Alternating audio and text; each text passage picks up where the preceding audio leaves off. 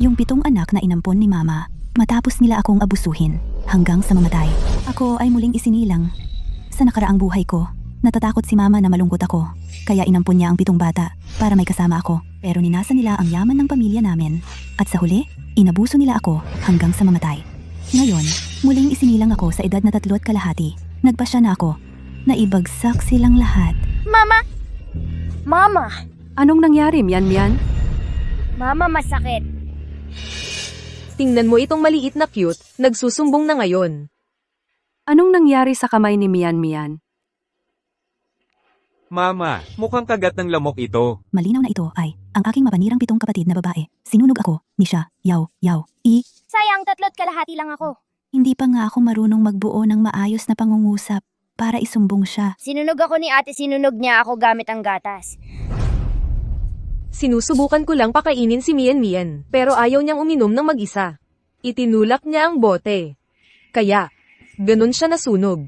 Mama, kita mo, nasunog si Mian dahil matigas ang ulo niya. Wala iyon sa kinalaman ni Yaoyaw. Bata pa si Mian. Huwag mong seryosohin ang mga sinasabi niya. Bata siya, hindi tanga. Alam niya kung sino ang nananakit sa kanya. Mama, kami lahat ay mga kapatid ni Mian. Paano namin siya mabubuli, kahit na ito ay ginawa ni Yaoyaw? Aksidente lang iyon sigurado. Madam, mga bata, lagi namang may mga galos at pasa, ang isang batang babae na medyo matapang. Ay hindi naman masama. Noong namatay na ako sa nakaraang buhay ko, saka ko lang nalaman na si Tita Chen ang tunay na ina ni Xia Yaoyaw. Ang ideya na patayin ako at kunin ang yaman ng pamilya ay nanggaling sa kanya.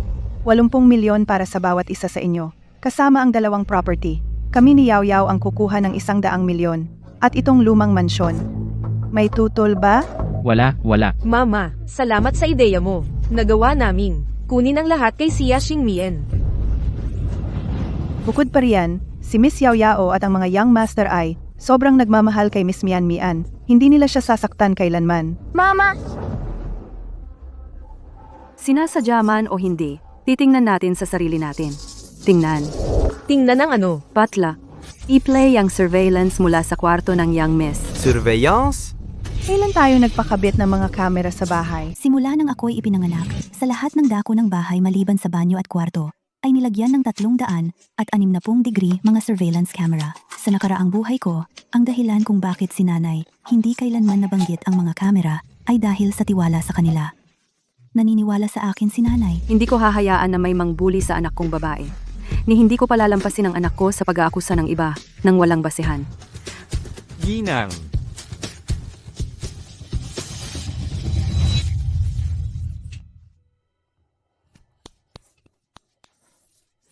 Arg, ano ba ang ingay na ito? Hindi mo ba alam na magaan ang tulog ko? Iyak. Ang ginagawa mo lang ay umiyak. Kung magpapatuloy kang umiyak, isusumpa ko. Ipapakain kita sa aso. Yaoyaw. Siguro ay gutom na si Miss Mian. Bilang kanyang ate, dapat nga alagaan mong mabuti ang iyong bunso.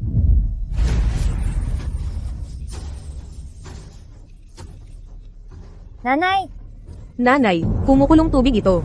Maaari kang mapasok. Heto, bunso, inumin mo ang gatas mo.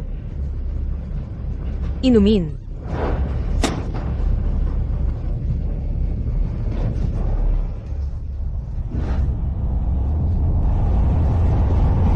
Siya, Yaoyaw. Ganito ba ang pag-aalaga mo sa kapatid mo? Wow, ang lakas ng sampal, ang galing ni nanay. Nanay, masyadong malakas ang iyak ni Mian. Nakakaabala ito sa pahinga ko.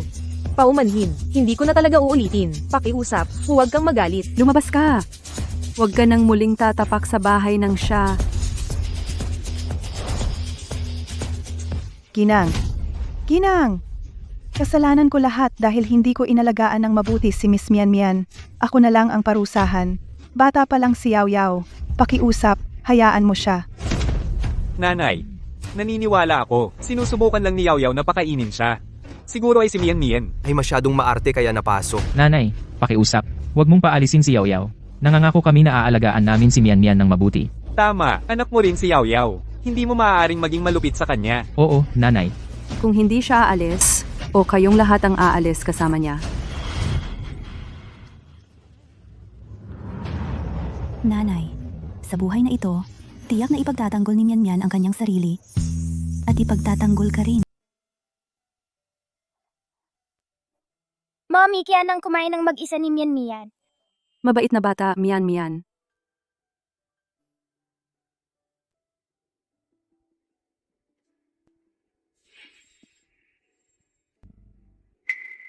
Anong tinitingnan mo?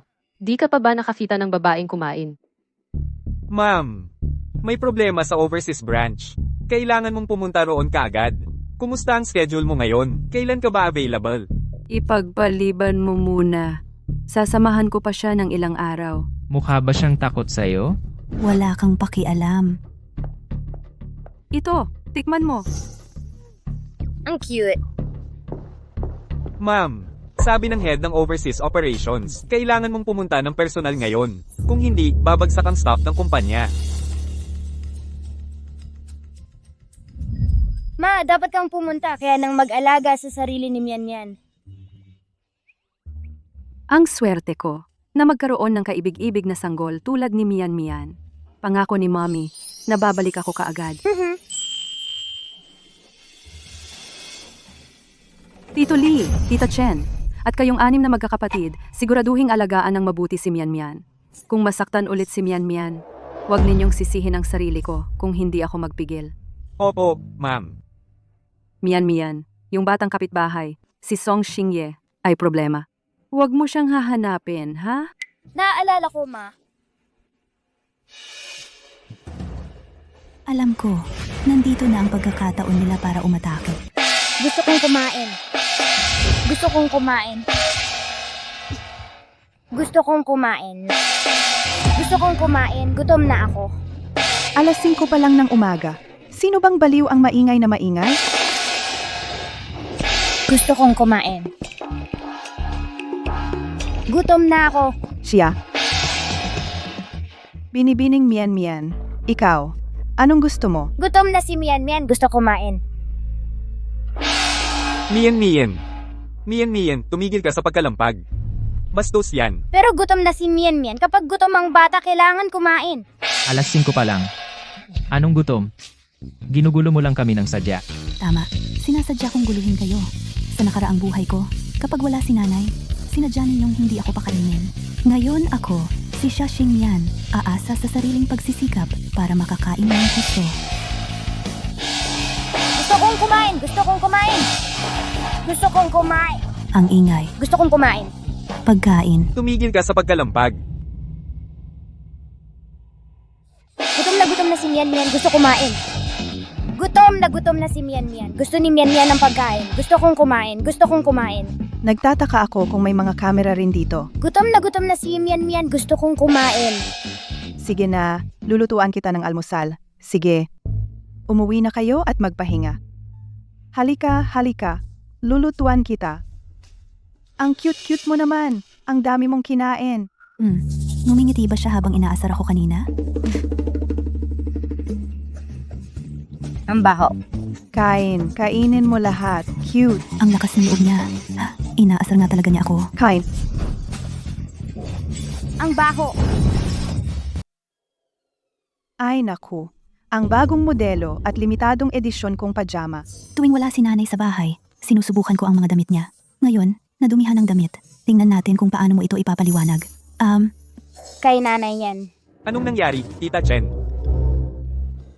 Mukhang sobra nga namin pinabayaan ang ugali mo. Humingi ka ng tawad kay Tita Chen. Humingi ka ng tawad, hindi kailanman. Ikaw, Hindi mali si Mian Mian, hindi siya magsusorry. papagalitan kita ngayon. Hoy, kuya. Ayos lang. Ang buhay ko ay hindi kasing halaga ng buhay ng binibini. Kung magdusa man ako ng kaunti, wala yon. Laging buhay ang pinag-uusapan. Para bang inaapi ka ng pamilya namin? Magtanong-tanong ka sa lugar na ito. Bukod sa pamilya Song, na sinabihan ako ni nanay na huwag guluhin, sino pa ba ang nagbabayad ng mas mataas na sahod kaysa sa pamilya namin? Tita Chen, tulungan muna kitang magpalit ng damit. Babalikan kita mamaya. Tara na. Nanay, ang galing mo talagang magpalaki ng anak. Wala siyang pakialam sa king isang nagugutom na batang 3.5 taong gulang. Nanay, ayos ka lang ba? Masakit ba? Alam ko na, hindi nga umalis si Xiao Yao. Nanay, okay ka lang ba? Masakit ba? Okay lang ako anak. Basta ligtas kayo ng mga binata, wala akong pakialam kung ano ang mangyari sa akin. Pero, kung malaman ni Madam ang tungkol sa robe na ito, wala na ako. Kasalanan lahat ng malikot na si Xia Xingmian. Una, pinalayas niya ako sa bahay. Ngayon, sinira niya ang nightgown mo. Sa pagkakataong ito, hindi ko siya palalampasin. Alam mo ba ang iniisip ko? Kung hindi tayo kumilos agad, baka lahat tayo ay mapalayas din sa bandang huli.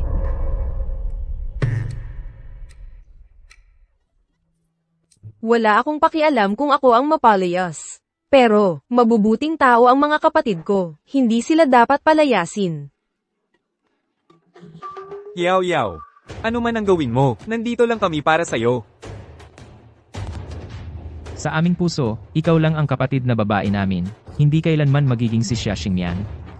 Eksakto, ngayong wala si nanay sa negosyo, at siya ay isang bata na hindi pa nakakapagsalita ng malinaw. Kung paano natin siya pakikitunguhan, ay nasa atin na lang. Tama, pakikitunguhan siya. Kung mawala ang babaeng si Xia Jing at ang malikot na bata, sa akin mapupunta ang buong pamilya siya. Kay laking mga walang utang na loob. Pero, ang munting ito ay hindi basta-basta. Mian, Naku, nakakatakot talaga. anong ginagawa mo? Naglalaro ako kasama Yaw Yaw.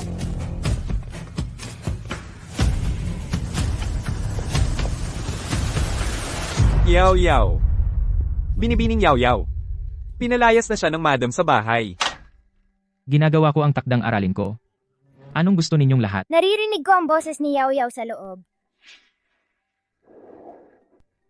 Mian, hindi mo basta-basta dapat magsabi ng mga bagay na ganito. Pinalayas lang ng madam ang Siya Yao Yao. Kung may tao talagang maglakas loob na itago ang Siya Yao Yao sa bahay, hindi ba't ibig sabihin hindi nila pinapansin ang autoridad ng madam? Paano? Paano posible iyon? Mian, kung magpapatuloy kang magsalita ng kalokohan, ako, Nandun siya! Anong ginagawa mo? Sa sambahayan na ito, ang salita ng binibining Mian ang pinakamahalaga. Pangalawang binata, magtabi po kayo.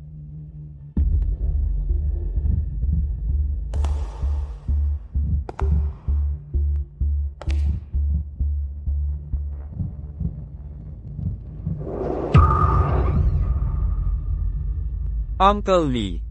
Pasok. Tingnan natin kung sino ang nagpapalaganap ng kalokohan.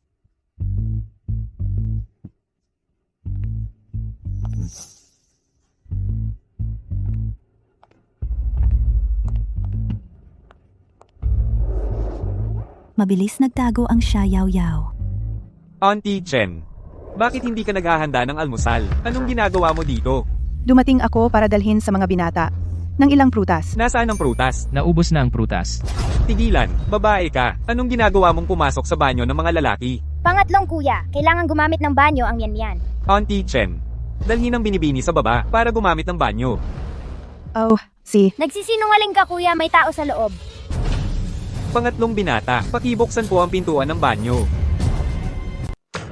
Isa ka lang katulong, at naglakas loob kang mag-utos sa amin. Gusto mo pa bang magkaroon ng trabaho? Pangalawang ginoo, bago umalis ang ginang, inutusan niya ako na tungkol sa anumang banta sa kaligtasan ng binibini. Ako ang may buong kapangyarihang magpasya. Tito Lee, kung talagang gusto mong pumasok, hindi naman imposible. Pero kung walang tao sa loob, ang sahod mo sa buwang ito ay ibabawas ng buo. Mas mabuting pag-isipan mong mabuti. Sigurado ka bang gusto mong pumasok?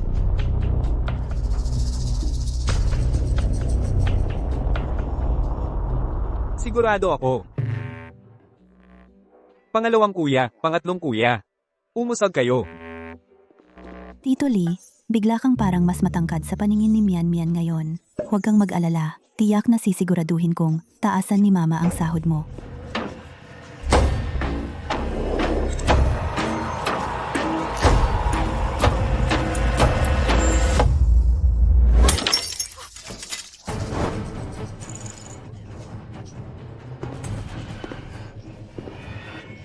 Pasensya na, binibini. Hindi ko na itatag ang baso ng maayos. Paano ka naging napakapabaya? Pumunta ka't linisin yan, bilasan mo. Ayos lang ako. Dapat kong ihatid muna ang binibini sa ibaba. Hindi natin pwedeng ipagsapalaran na masaktan ang binibini ng mga bubog.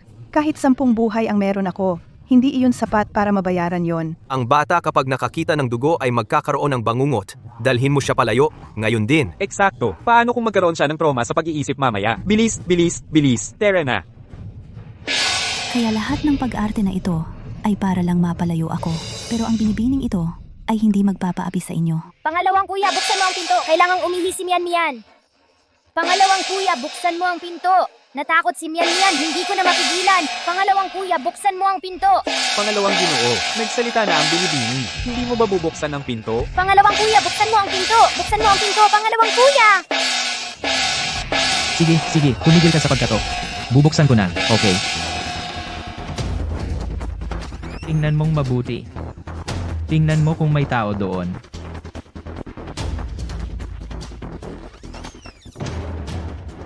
Tito Lee, si Mian Mian ay 3.5 taong gulang na bata lamang.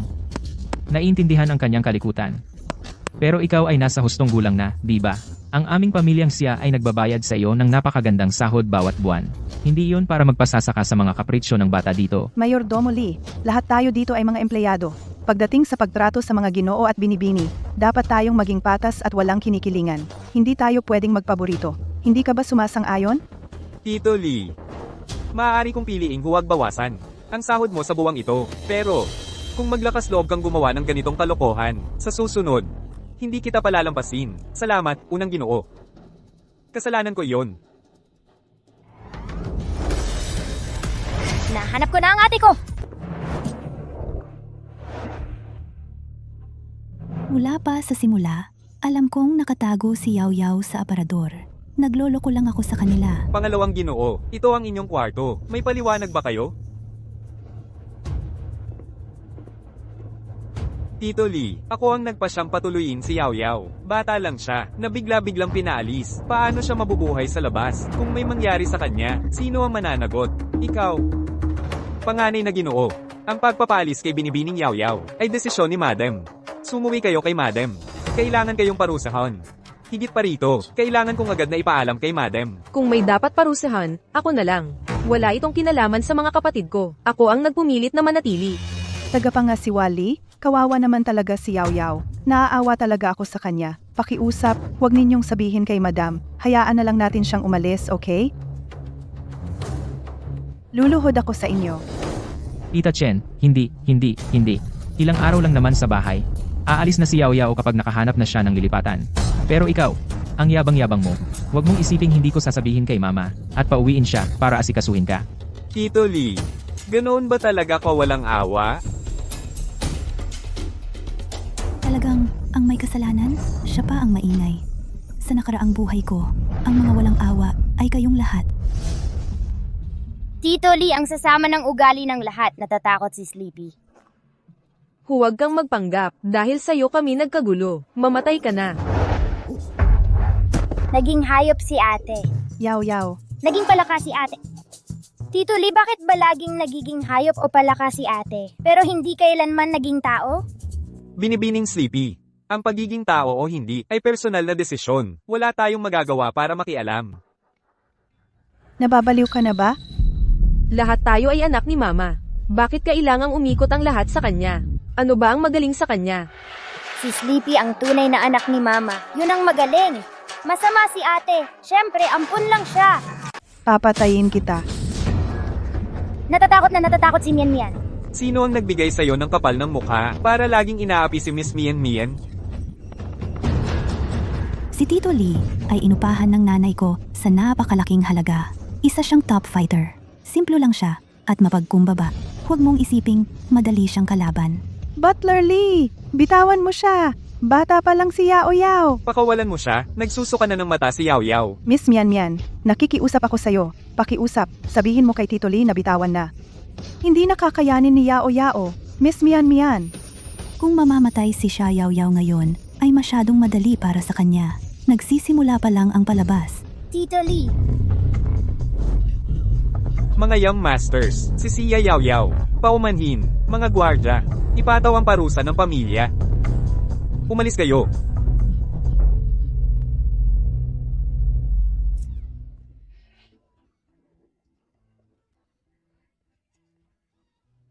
Maghapon na silang ginagawa yon. Gaya ng inaasahan, matibay pala ang mga walang utang na loob na to. Siya, Xingmian. Pinahirapan mo ang anak ko ng ganito. Ipapadala kita diretso sa impyerno ngayon.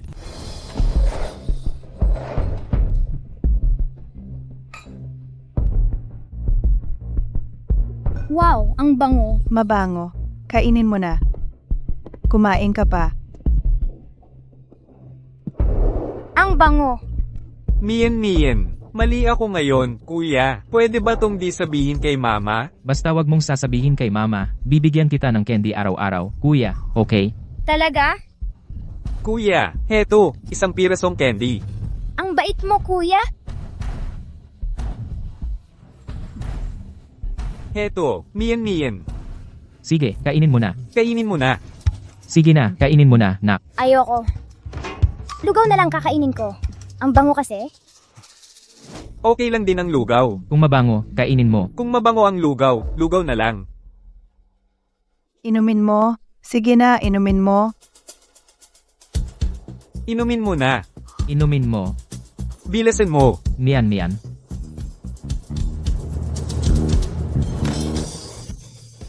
Ikaw.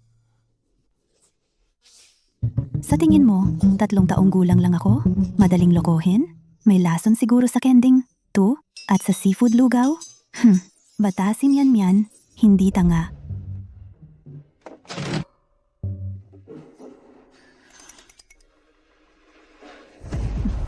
Buti na lang nakinig tayo kay Tita Chen. At nilagyan din natin ng kung ano ang gatas.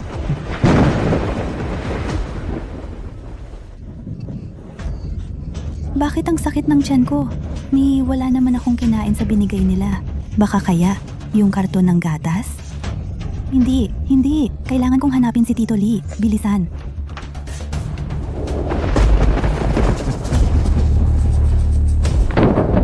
Tito Lee. Baka hindi na siya darating. Aking liit. Tingnan natin kung sino ang makakapagligtas sa'yo ngayon. Wala na ako. Yaw, dinala namin siya sa'yo. Ang cute-cute mo. Palagi ka na lang sumasalungat sa akin. Ngayon na ang araw ng iyong kamatayan. Yaw. Hindi pa siya pwedeng mamatay. Nanay, bakit mo siya pinapanigan? Sa ganitong pagkakataon, nakalimutan mo na ba kung sino ang may pananagutan? Sa lahat ng aking mga sugat. Yaw. Gusto nating lahat siyang mamatay. Pero hindi ngayon ang tamang panahon. Kung mamamatay siya ngayon, yung matandang babae ay palalayasin. Tayong lahat sa bahay. At ang lahat ay masasayang lang. Maging mabait ka. Yaw. Dinala namin siya rito para mailabas mo ang iyong galit. Kapag naubos na ang galit mo, isauli natin siya. Pero, paano kung umuwi siya at sabihin sa matandang babae? Malilipol tayong lahat. Huwag kang mag-alala, Yaw. Sa pamamagitan ng potion na ito, kahit anong klaseng sugat, isang haplos lang, at mawawala na. Yung matandang babae. Hindi makakakita ng anumang sugat sa kanya. Iisipin niyang nagsisinungaling ang kanyang sariling anak kung mangyayari ito ng sapat na beses, kahit ang kanyang sariling ina ay hindi maniniwala sa kanya. Nako, kawawang Mian. Ngayong gabi, kailangan mong magdusa ng kaunti.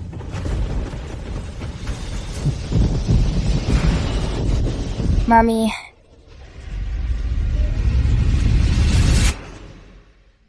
Wow! Ang tindi ng ginawa ko sa kanya kahapon.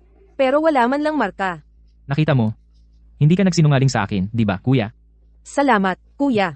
Sa ganitong paraan, maaari nating pahirapan siya nang hindi mabilang na beses araw-araw. Sa dakong huli, hindi na niya makakaya at magpapakamatay na lang siya. At walang magiging ebidensya. Yaw. Siguro pagod ka na. Magpahinga ka muna. Maya-maya, hayaan mo ang mga kapatid. Ang bahala sa kanya. Ako na ang bahala. Oo, hayaan mo kaming bahala. Ayaw kong magwakas na pinahirapan hanggang mamatay muli sa kanila.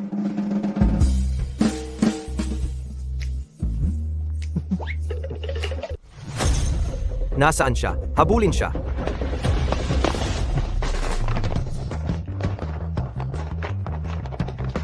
Paalam. Sige, mga binti, takbo! Tatakbo ka? Tumakbo ka ulit at babaliin ko ang mga binti mo. Magrereklamo ka kay Tito Lee? Patay ka. Tito Lee,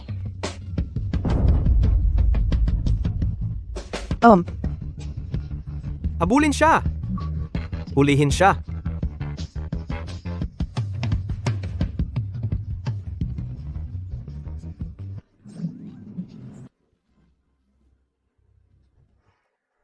Mian, yung kapitbahay natin, si Song Xingye. Hindi siya basta-bastang tao. Huwag kang maglakas loob na pumunta sa kabilang bahay para hanapin siya. sige, tulungan mo ako.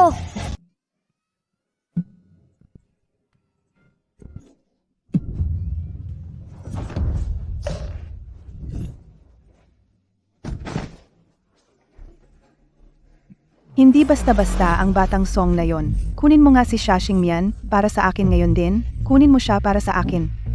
Tara na.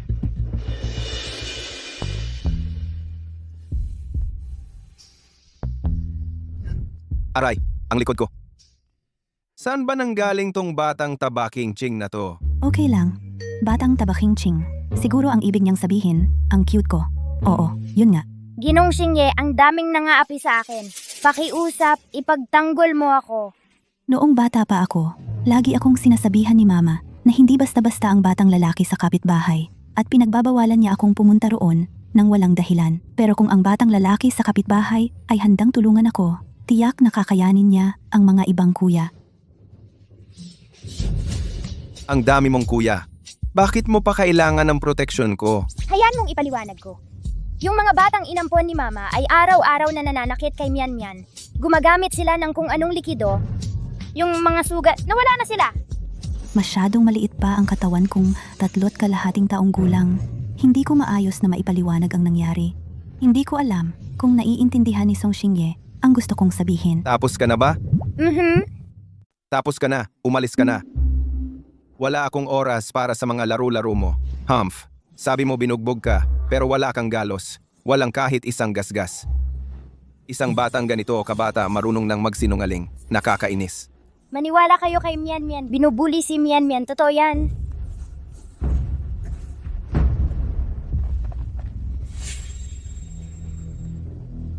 Kuya, ano? Ginoong Song, paumanhin po. Ang bata pa ng kapatid kong ito at hindi pa alam ang tama. Nakagulo siya sa inyo. Alis na kami.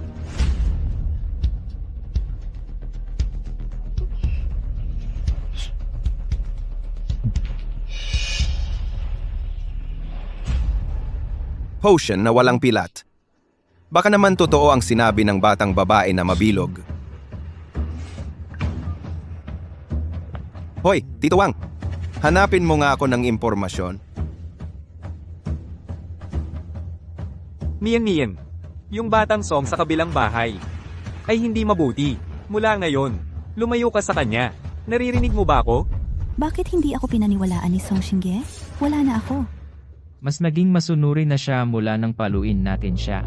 Kami, bilang mga kuya niya, kailangan pa rin siyang turuan mula ngayon.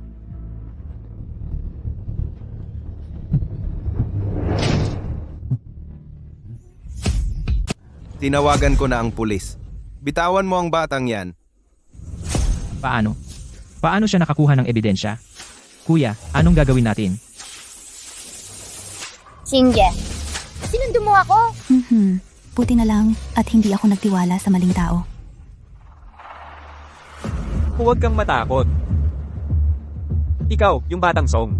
Ang pamilya ninyong Song at ang aming pamilyang Siya ay hindi talaga nagkasundo. Paano natin masasabing yung ebidensyang hawak mo ngayon ay hindi lang gawa-gawa para magkagulo sa pagitan ko at ng kapatid kong babae? Sadyang peke. Masasama kayo, mga sinungaling. Sinaktan ninyo si Mian Mian. Pagbalik ni Tita Xia, tingnan natin kung sino ang paniniwalaan niya. Kayo o si Xia Xingmian. Tatawagan ko si Tita Xia. Ngayon na. Oh, sabihin mo kay Mama.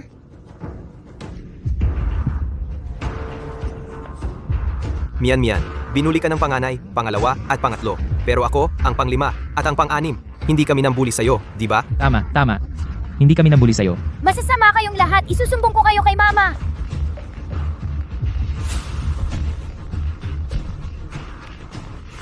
Ang nanay mo, hindi na siya babalik. Sino ka? Bakit nasa iyo ang cellphone ni Tita Xia? Magnanakaw na yaya, ninakaw ang gamit ni mama. Magnanakaw daw siya ng cellphone ni Tita Xia? Paalisin siya ni Tito Lee. Si Xiajing at yung pakialamerong butler, si Lee, hindi na rin babalik.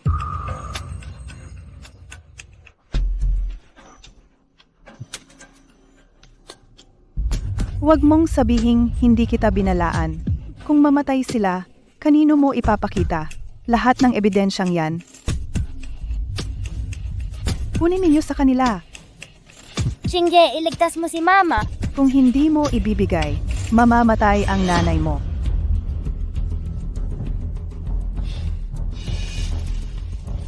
Ikaw, yung batang Song. Saan ka man nanggaling? Bumalik ka doon. Ikaw, maghintay ka lang.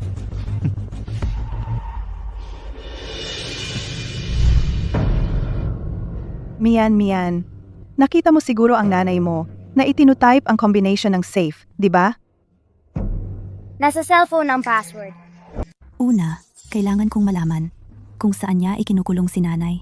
Saka ko siya maililigtas. Nasa phone ang password. Sige. Hala, prinsesa, tumahimik ka. Kukunin ni ate ang phone para sa'yo. Yung video niya, galing sa phone ni nanay pinatugtog. Edi yung photo album sa phone may location data. Siguro, Mian, huwag kang magsinungaling sa'kin. ayun na. Kaya pala, dinala nila si nanay sa isang abandoned factory. Yan lagi ang pinapanood ni nanay pag naglalagay siya ng password. Talaga? Kailangan kong makahanap ng paraan para mapasama ako ng 6 na foster brothers ko sa factory.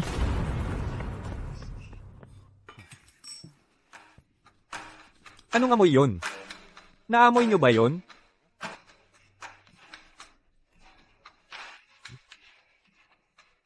Kuya, gaano nakatagal yung suot mo? Ha? Lagi kang mag-ara, magpalit ka ng damit. Kasi nga nung huli, itinapon ni nanay lahat ng damit ko.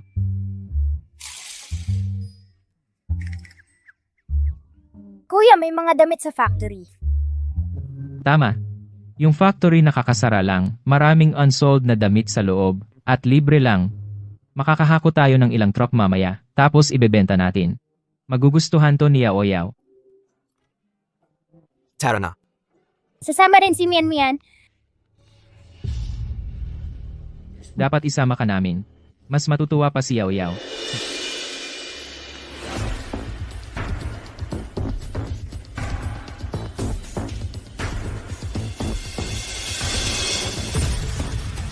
Hoy, pakawalan mo siya. Yung batang yon, hindi naman niya iniisip na solo niyang ililigtas nanay niya, no? Grabe naman yon.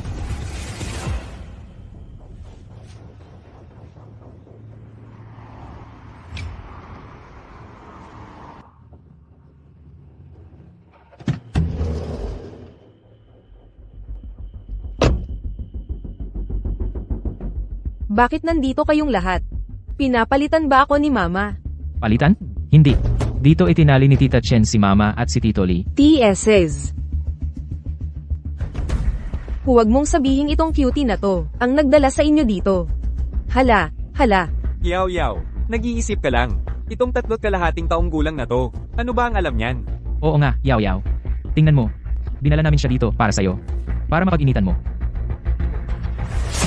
Hindi ako makapaniwala. Ang mga young master ng pamilya siya ay pumapasok sa aking factory para magnakaw. Nagtataka ako kung bakit patuloy na nawawala ang mga bagay sa factory.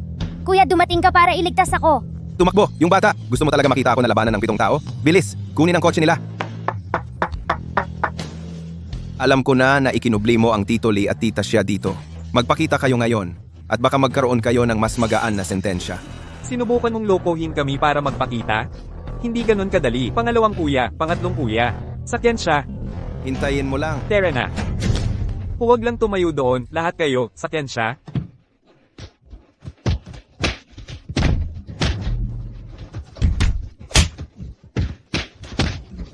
Anong gagawin ko? Kuya Shinge, hindi na makakahawak ng matagal. Ang mga susi ng kotse ay narito pa. Kuya Shinge, papunta ako para iligtas ka. Tapos ka na.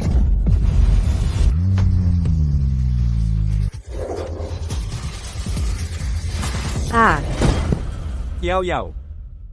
Yaw yaw. Bakit gumagalaw ang kotse? Kuya, nakalimutan mo bang patayin ang makina? Kuya, sabi mo ayos naman ang pagpark mo. Ngayon ko lang to nakita, nakusang gumalaw. Tama na, tigil na ang away. Dalhin muna natin si Yaw Yaw sa ospital. Hoy, batang mataba ka. Ang tapang mo naman. Naglakas ka pang magmaneho ng kotse. Maaaring may namatay. Mula ngayon, mga matatanda na lang ang pwedeng magmaneho. Naiintindihan mo? Kung sasabihin kong matanda na ako, maniniwala ka ba? Kahit na may tatakbo sa kanila, ako dapat yon. Anong ingay ito? Ma, Tita, siya. Kayong mga walang kwenta, 2 bata lang, hindi nyo maayos. Ako pa ang kailangang mag-ayos ng kalat nyo. Baba na kayo sa kotse. Mian. Huwag kang gagalaw. Jing, tingnan mo, ang paborito mong anak at itong batang kapitbahay. Tingnan mo ang ginawa nila. Nasaktan nila ang anak mong lalaki at babae. ma, Mian. Jing, tigilan mo na yan. Kung gusto mong ligtas ang anak mo, kailangan mong tawagan ng abogado at assistant mo ngayon din. Sabihin mo sa kanila na ilipat ang lahat ng shares ng kumpanya at lahat ng mga ari-arian mo sa pangalan ko. Ngayon din. Kung gagawin ko ito, pakakawalan mo ba si Mian? Tita, siya. Ayos lang. Xingja.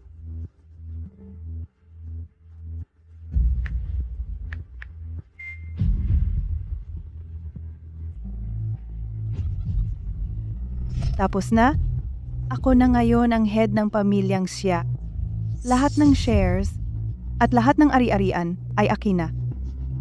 Ngayon, pwede mo nang pakawalan si Mian, di ba? Oh, Jing, paano ka naging ganoon ka-innocent? Ha, kung pakakawalan kita, babalik ka lang para maghiganti. Bilisan nyo at gapusin ang 2 batang ito. Asikasuhin nyo silang 2. Pakinggan ninyo sa loob. Nakapaligid na kayo. Pakawalan ninyo ang hostage ngayon din. Ilapag ninyo ang mga armas ninyo.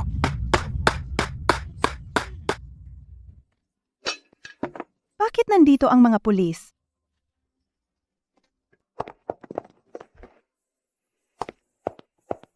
Mian. Xiaoyi, okay ka lang ba? Okay lang ako, nanay. Mian. Mommy, natatakot ako. Okay lang. Huwag kang matakot.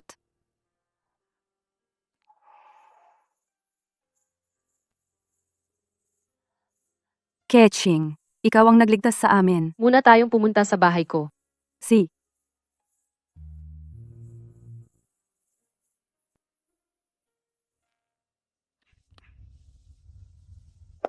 Halika rito, Mian.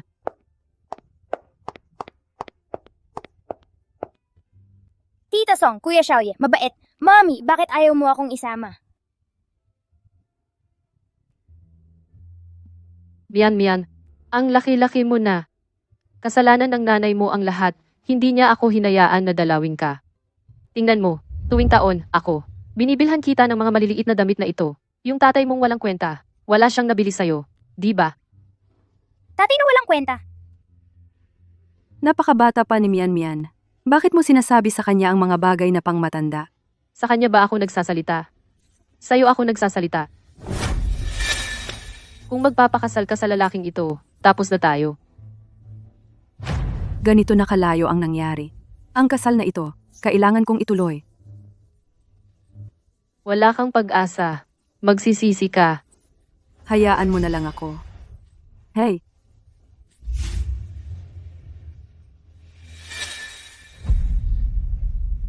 may nagsabi na puputulin na nila ang ugnayan namin. Pero ngayon, katabi ko pa sila tumira. Huwag kang mag-akala. Hindi ako nag-aalala sa utak ng isang taong sawi sa pag-ibig. Akala ko lang, tataas ang halaga ng property dito. Ah, talaga? Bakit puno ng prutas at gulay ang pintuan ko? Ang kapal ng mukha mong magtanong. Pinadalhan kita ng gulay sa pamamagitan ni Xiaoye at hindi mo man lang siya pinapasok. Hindi mo naman siya ipinakilala sa akin. Paano ko naman papapasukin sa bahay ang isang batang hindi ko kilala? Kamukha ko siya. Ano pa bang pagpapakilala ang kailangan mo? Nanay. Tita Song, huwag na kayong mag-away. Mas komportable ang kumot na ito. Palitan ko na ito para sa iyo. Kuya Shinge, ikaw ang bayani ko. Kumot lang. Bayani na ako? Halika na. Palitan na natin ang kumot. Ang cute-cute ni Mian Mian. Mga batang babae, sabihin nyo na lang kung ano ang gusto nyo. Hindi tulad ng iba na puro salita lang. Hindi pa naman sinasabi ni Mian Mian na gusto niya. Ikaw ang nag-aakala. Walang hiya. Siya, uye. Umuwi muna tayo ngayon.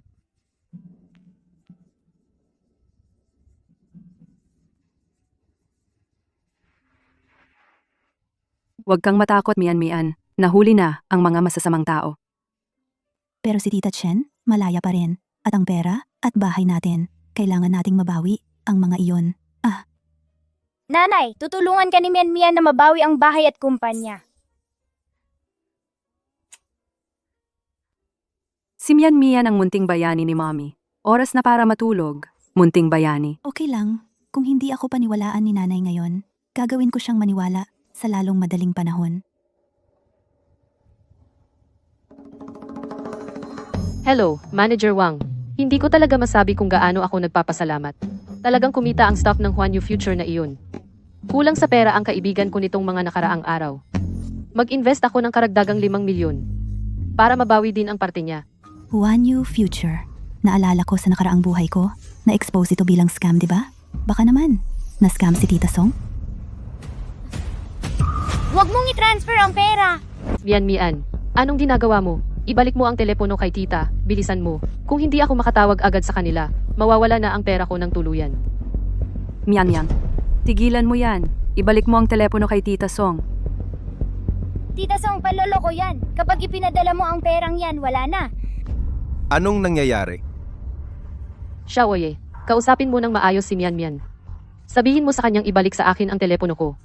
Kung hindi ako makapag-transfer agad ng pera, ma-freeze ang mga assets ko. Mian Mian, totoo ba yan? Huwag mong ipadala ang pera. Mga manloloko silang lahat. Mian Mian, yan ang lahat ng perang madaling magamit ko. Ibalik mo na lang ang telepono ko. Sa nakaraang buhay ko, sa ganitong oras din, ang obscure na stock na yon, ang Spark Glimmer, ay biglang naaprubahan ng patent at biglang tumaas ng husto. Mian Mian. Anong ginagawa mo? Bakit nasa stock trading screen ka? Spark Glimmer. Di ba yan ang stock na flat ang performance? Mian Mian, huwag mong mali-maliin ang pag-click. Kapag mali ang napindot, magiging malaking problema. Matagumpay ang pagbili. Mian Mian, anong ginawa mo? Tita Song, na-invest ko na ang lahat ng pera sa stock market. Hindi ka na maluloko. Kiching! Ayos lang. Makakabawi pa tayo sa pera. Ako ang bahala sa lahat nito. Yung investment project ko. Ipinapahinto namin ang programang ito para sa isang urgent na balita. Ang pangunahing suspek ay kasalukuyang nakatakas. Ang kamakailan lamang ay high-profile na Cosmic Future Investment Plan ay kumpirmadong isang masalimuot na panloloko. Nagsimula nang mag-imbestiga ang pulisya. Ang pangunahing suspek ay kasalukuyang nakatakas. Ang halagang sangkot ay umaabot sa bilyon-bilyon. Ang pangunahing suspek ay kasalukuyang nakatakas. Ito, paano nangyari yon? Kung nailipat ko ang pera kanina, siguradong bangkarote na ako. Mian Mian, paano mo nalaman? Napanaginipan kasi ni Mian Mian. Sa panaginip, maraming masasamang tao ang nang-scam ng pera. Sino ang mag-aakala? May kakaiba pala tong maliit na to. Kailangan kong bilisan na ilabas lahat ng pera sa stock market. Huwag kang mag-alala, Mian Mian. Ngayon, si tita ay siguradong hindi na maglilipat ng pera ng padalos-dalos. Tita Song, hindi ka pwedeng magbenta. Bakit hindi? Tataas na yan sa lalong madaling panahon. Mian Mian. Alam kong, malaki ang naitulong mo kay tita. Pero stock market pa rin ito.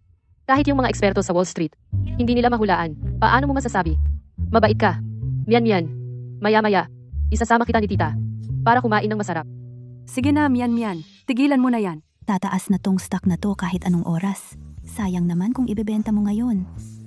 Hindi ka pwedeng magbenta. Mian Mian, kung magpapatuloy ka nito, magagalit ako. Nanay, bakit hindi mo subukang magtiwala kay Mian Mian ngayon? Baka alam niya talaga kung kailan tataas ang stock. Xiaoye, paano ka sumasali sa kalokohan na ito? Ngayon nasira ang phone ko. Hindi na ito bumubukas. Ano ang gagawin natin? Kaching! May computer ka pa ba? Ibenta mo na lang ang stocks online. Oo, meron pa akong computer. Gagawin ko na ngayon. Hindi pa oras. Mian. Dadalhin kita sa study. Hoy, Xingye, Mian. Kayong dalawa, bumalik kayo dito. Magaling. Isang hakbang na lang at mabebenta na ang stocks. Mian, bitawan mo ako, bilis. Baka dapat magtiwala tayo kay Mian ngayon. Tingnan mo. Nagsisimula ng bumaba. Kung hindi natin agad ibebenta, lahat tayo ay magiging palaboy. Mian, baka dapat ibenta na lang natin ang stocks. Tingnan mo.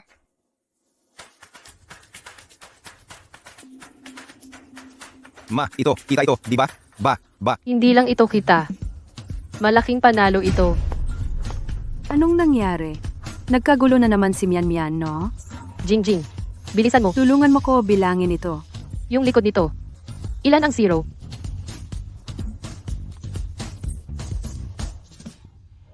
Diyos ko, 100 milyon. 100 milyon ang nawala mo dahil kay Mian. Jing, hindi ito lugi. Kita ito.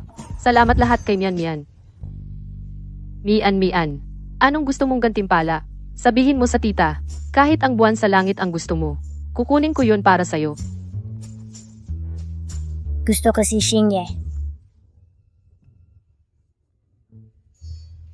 Paano kung, para sa kanilang dalawa, pagtagpuin natin habang bata pa? Hoy, napakabata pa ng mga bata. Kung ayaw mo, sabihin mo. Ayoko siyang maging asawa ko. Maliban na lang kung. Sa nakaraang buhay ko, nabuhay ako hanggang 18 at hindi ko nakita si Song Xingye, ang gwapo ng lalaking yon sa buhay na ito. Siya, desidido akong makuha siya. Gusto ko.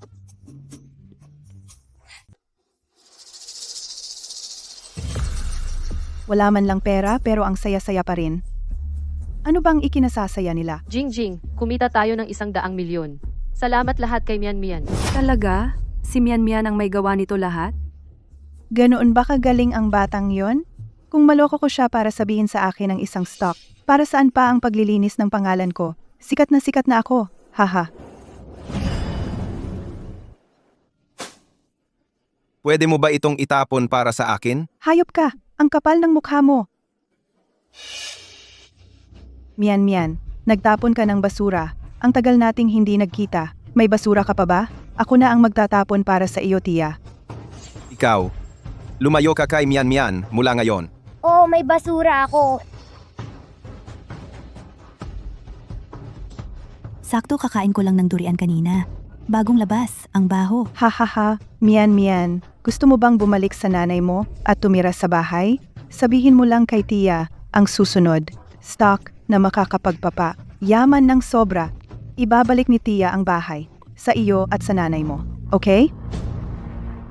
Mian, huwag kang maniwala sa kanya. May masamang balak na naman yung matabang yun. Gusto ni Mian na tumira sa bahay? Ang daling lokohin ng mga bata. Kaya, Mian, sabihin mo na kay tiya ang numero ng stock. Sige? Ang number 1032 ay bilhin. Ang 1023 ay wag bilhin, wag mong paghaluin, baka malugi ka ng malaki. Ha. Okay. Naaalala ni tiya.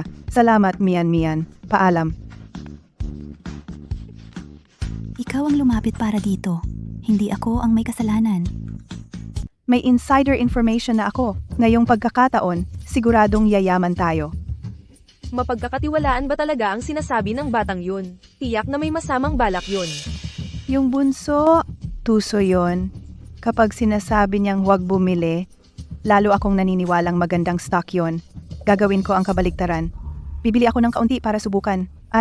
Nanay, kailangan mong ilabas ako rito. Bilisin mo. Kumuha ka ng magaling na abogado. Ay anak ko, huwag kang mag-alala. Kapag nakuha ko na ang perang ito, walang abogadong hindi ko makukuha para sa'yo. Maghintay ka lang ha? Sige, tapos na ang oras. Ibaba mo na yan. Yaw. Maghintay ka lang. Ilalabas kita. Yung batang yon, totoo pala ang sinasabi. Tumataas. Hahaha.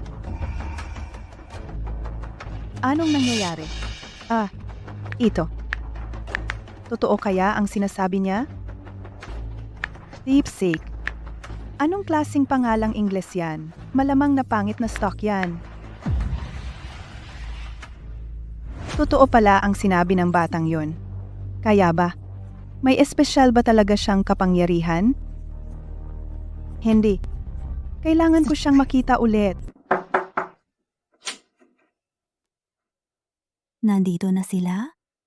Ano, tumaas ba ng husto ang mga stocks na sinabi kong bilhin mo? Pwede na bang umuwi ni Mama at ako? Ano ba iniisip mo? Bakit ko kayo papayagang bumalik talaga dito? Mian, ganito na lang. Dito ka muna tumira kay Tita Chunlan. Kapag nakabalik na ang may bahay, saka natin asikasuhin ang papeles, okay? Kasi itong mga bagay na to, masyadong komplikado para maintindihan ng bata tulad mo. Tita, nagsisinungaling ka ba sa akin? Naku, Hija, bakit naman kita lolokohin? Ang totoo, ngayon lang, pansamantala ko lang ginamit na sangla ang mga ari-arian na yon para makautang. Kapag ikaw ay nakatulong na kay tita para kumita pambawi sa mga bahay, ibabalik ko kaagad sa'yo ang bahay mo. Tama ba? Ganun pa rin, Sakim. Sige, ipapakita ko sa'yo kung ano ang mangyayari kapag napasobra ang kasakiman mo. Ganun ba? E di bibigyan kita ng 10 stock codes. Hindi ko lang alam kung sapat ang pera mo. 10 stocks? Jackpot! Ha ha ha, marami. Baka makalimutan mo. Pwede bang isulat ko sa kamay mo? Oo, bilisan mo, isulat mo. Ito yung mga walang kwentang stocks na binili ni Mama sa nakaraang buhay niya at nalugi. Wala ka na. Magulo ang sulat ko. Huwag mo nang pansinin, Tita Chunlan. Hindi ako naiinis. Dagdagan mo pa. Ngayon, isasangla ko ang mga sapi sa kumpanya na inilipat sa akin ni Xiajing. Ipagbili ko rin ang mga bahay. I-leverage ng 100 beses. Yayaman ako. Madali na lang ilabas si Yao Yao. Attorney Wang, dahil ikaw ang pinakamagaling na abogado sa buong Jiangcheng, kaya kita kinukuha tungkol sa kaso ng anak ko. Nasa iyo na yan. Ngayon na, ipapadala ko na sa iyo ang 20 milyon na deposito kaagad. Sisi. Ang kakaiba, dapat ba't daan-daang milyon na ang halaga ko ngayon? May problema ba sa network? Sige na, tingnan ko muna ang mga stocks na yon. Ano? Bakit lahat limit down? Nangungunang balita sa pananalapi ngayong araw. Ang tech stock na minsang itinanghal bilang rising star, ang Huanma Otech 79% ay bumagsak ng mahigit 79% ngayong araw. Idineklara ng kumpanya ang pagkabangkarote. Lahat ng pera ng mga investor ay naging walang kwentang papel halos agad-agad. Tapos na. Bahay ko. Kumpanya ko. Lahat nawala. Halo? Pina-check ko lang sa assistant ko. Wala kang pag-aari na kumpanya o ari-arian. Alam mo ba kung gaano kahalaga ang oras ko? Binibigyan kita ng 3 araw para bayaran ako. Kung hindi, isasakdal kita sa pagharang sa operasyon ng negosyo.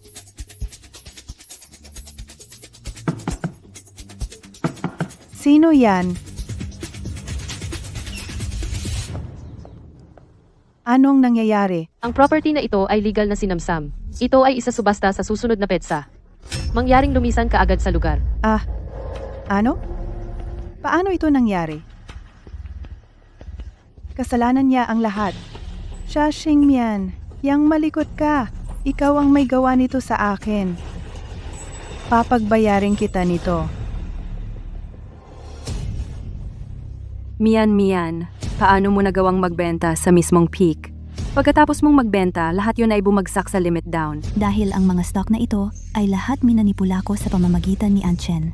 Kaya kong pabagsakin ito kahit kailan ko gusto. Ginagamit ni Mian ang ilang hot stocks para manipulahin ang buong merkado. Susunod, kailangan ko lang gamitin ang perang ito para bumili ng shares ng Xia Group. Tapos na ang misyon.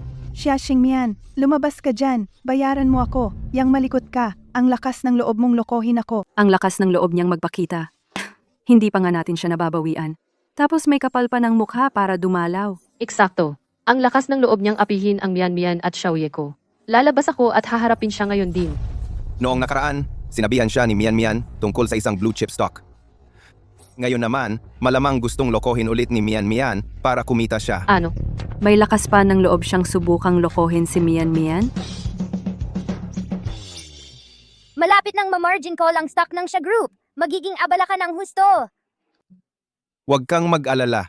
Ang mga masasamang tao ay makakatanggap ng nararapat sa kanila. Ang bagay na ito, ipaubaya mo na sa akin at kay Mian Mian.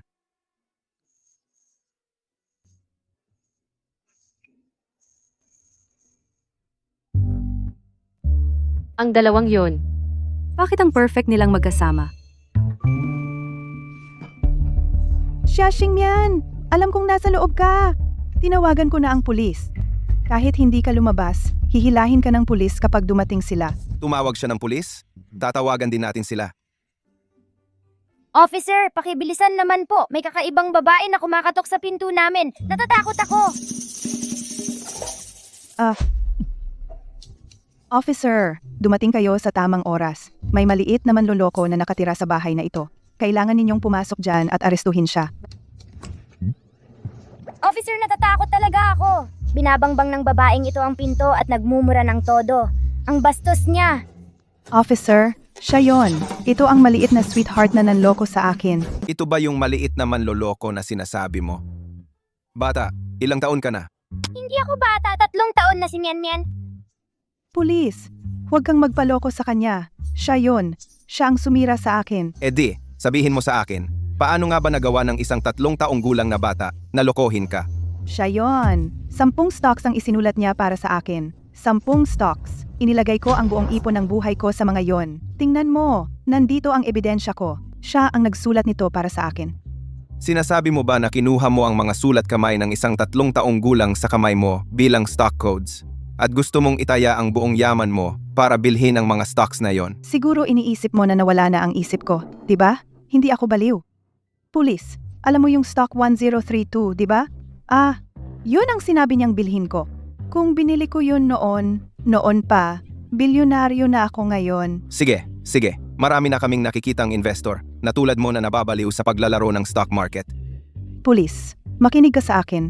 Dapat nagtulungan siya at ng nanay niya. Magkasabwat sila dahil kinuha ko ang bahay at kumpanya ng pamilya siya nila, kaya nila ginagawa ito sa akin. Ma'am, kung magpapatuloy kang magkagulo, kailangan naming dalhin ka ng puwersahan. Pulis, kailangan mong arestuhin siya. Manloloko siya. Arestuhin mo siya. Arestuhin mo siya. Mian, ang galing-galing mo. Bumagsak nga ang stock ng Siya Group. Ang market value ng pamilya natin ay mahigit 10 beses na ang tumaas.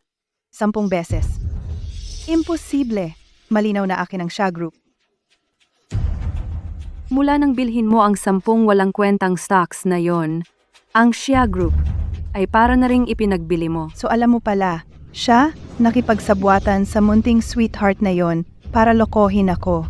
Ang paraan ng pag-agaw mo sa Siya Group ay hindi rin malinis. Huwag mong sabihing hindi kami pwedeng gumanti. Bitawan mo ako. Nanay, tita siya, kailangan mong bumalik dito. Ngayon din, tingnan mo ang mga stocks. Tumataas ng tumataas ang halaga ng Siya Group. Sobrang dami ng tawag sa investment hotline. Hindi ko kayang hawakan lahat ng tawag na to mag-isa. At may ilang trust companies na kailangan mong asikasuhin ang paghahati ng assets. Akin yan. Kumalma ka, o kailangan naming patulugin ka. Bitawan. Akin yan. Magbabayad ka rin ito. Nanay, nabawi ba talaga ni Mian Mian ang kumpanya at ang bahay? Oo, magaling si Mian. Pwede na ba tayong umuwi? Uuwi ng ganito kaaga. Baka may ayaw pang umalis. Katabi lang namin kayo. Anong mamimiss? Pwede namang hayaan ang pasaway na to na tumira sa inyo ng ilang araw. Para naman si Mian Mian ay hindi mahirapan. Tara na! Huwag kang masyadong magwala, Xiaoye. Malapit na ang World Championship mo. Maligayang pagdating sa pandaigdigang kampyonato ng Go. Sa nakaraang buhay ko, bago ako nakakulong sa basement, napili rin ako para sa national team dahil sa talento ko sa Go.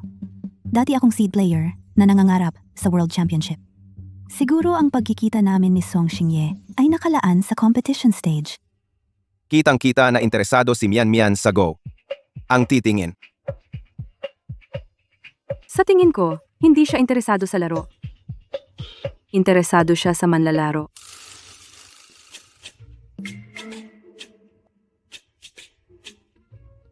Ilagay mo dito, mananalo ka.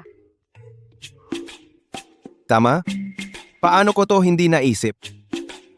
Mag-usap kayong dalawa. Maghahanda ako ng prutas para sa inyo. Ang galing mo na sa pagpapasweet sa asawa mo. Hindi na ako makikipagpaligso. Mian. Tingnan mo ang laban na to. Paano manalo ang white?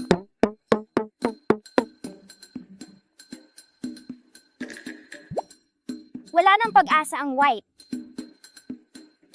Pero kung dito ilalagay, pwedeng magtapos sa tabla. Mian. Ang galing mo.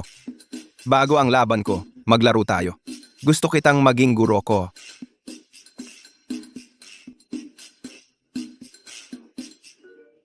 Song Kaching. Ang galing mong pinalaki ng lalaking marunong magpa-cute sa asawa. Dito po tayo.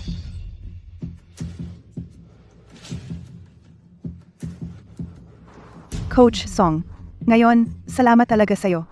Kung hindi dahil sa'yo, ang yaw-yaw namin ay hindi mapapalaya ng ganito kaaga. Wala kang dapat pasalamatan. Si Xia Yao Yao ay may pambihirang talento sa Go. Pero itong kompetisyon ay medyo espesyal. Kailangan pa rin namin na narito siya. Pagkatapos ng kompetisyon, kailangan pa rin niyang bumalik sa loob. Kung gayon, paano kung ako ang kakatawan sa national team? Sa World Championship, Kailangan mo pa ring malinis ang record mo para doon. Pero kasi, para sa delegation na ito, isa lang ang pwesto. Ang galing! Ang galaw na yun, Hang. Nagpahirap kay Coach Song. Ang galing ng batang to. Natalo niya si Coach Song ng kalahating punto. nagpapabeya lang po ang guro sa akin. Ang pagkatalo ko sa estudyanteng tinuruan ko ay walang ikakahiya. Tama ba?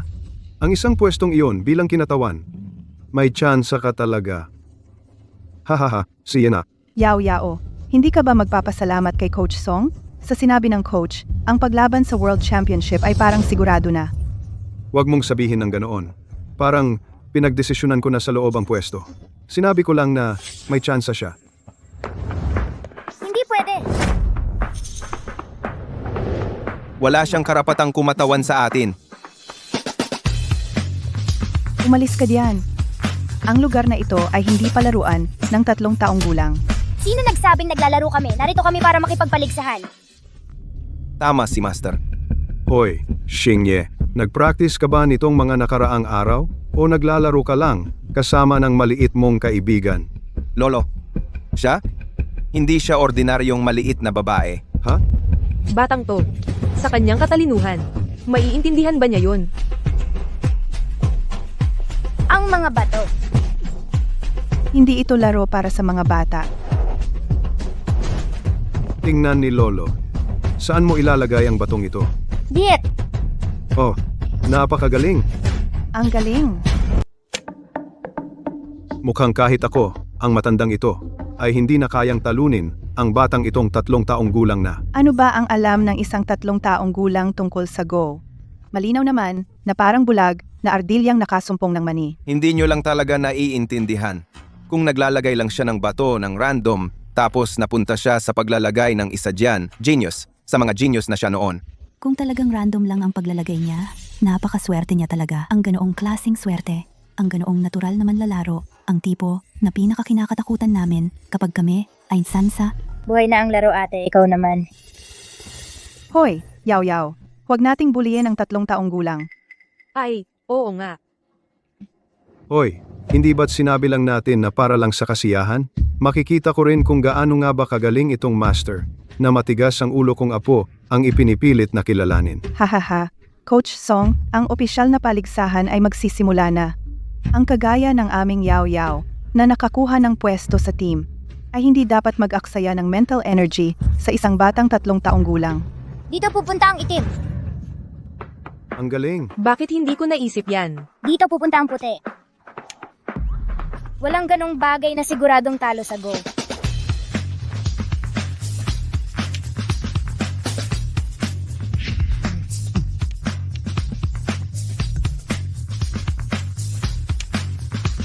Isang henyo.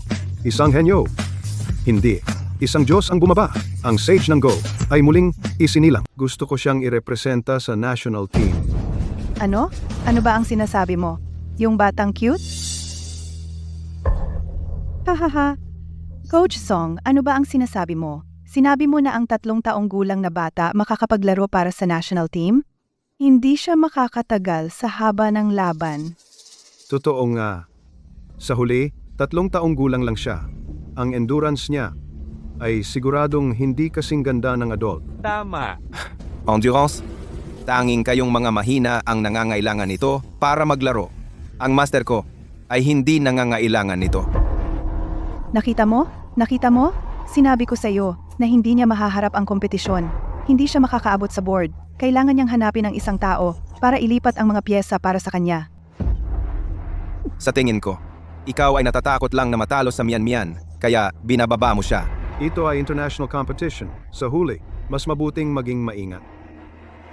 Well, hayaan mo siya. Makipagkumpetensya ng patas. Yao, ano ba ang sinasabi mo? 3 taong gulang lang siya. Nanay, huwag kang mag-alala. Ang normal na laban ay tumatagal ng mahigit sa 10 oras. Ang batang walang kompetensyang experience, tulad niya, ay hindi makakapasa.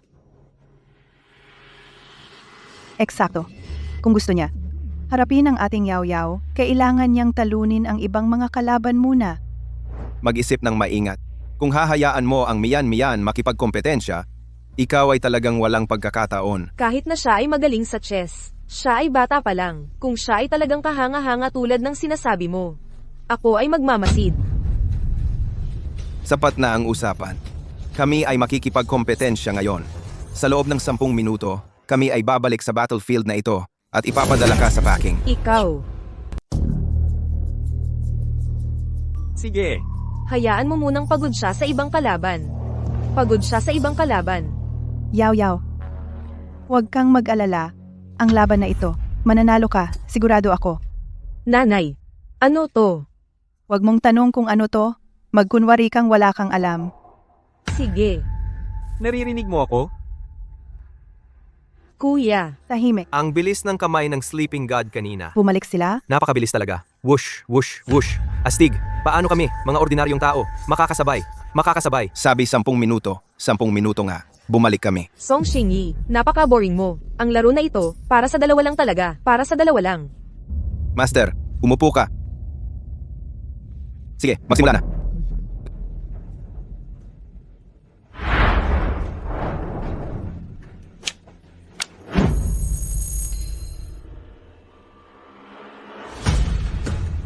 Song Xingyi, natalo ka. Song Xingye, ang posisyon sa national team para sa amin na. Tanggapin mo na ang pagkatalo. Huwag mong sayangin ang oras ng lahat. Xingye, gamitin mo ang paraan na itinuro ko para talunin siya. Sige, susunod ako. Arg, talagang talo ka na. At nagpapanggap ka pa rin. Napakasama ng sportsmanship mo. Kayong dalawa ang may masamang sportsmanship. Heto, parang AI lang. Basta't matatalo kita. Ano bang pakialam ko kung anong galaw ang gamitin ko? Hindi ka mananalo. Hindi pa ako nakakita ng ganitong laro dati. Ang kakaiba talaga. Hindi lang ikaw. Ang tagal ko ng coach ng national team. Pero ngayon, sa larangan, ito rin ang unang beses kong makita ito. Itong batang babae. Saan niya ito natutunan? Pagkatapos nitong hakbang na ito, kung talagang naglalaro siya, parang AI. Ang susunod niyang galaw ay mahuhulog mismo sa bitag natin. Sayang. Matatalo ka pa rin.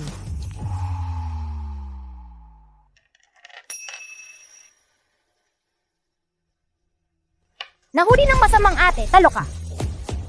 Si Xia Yao, natalo ka. Ito.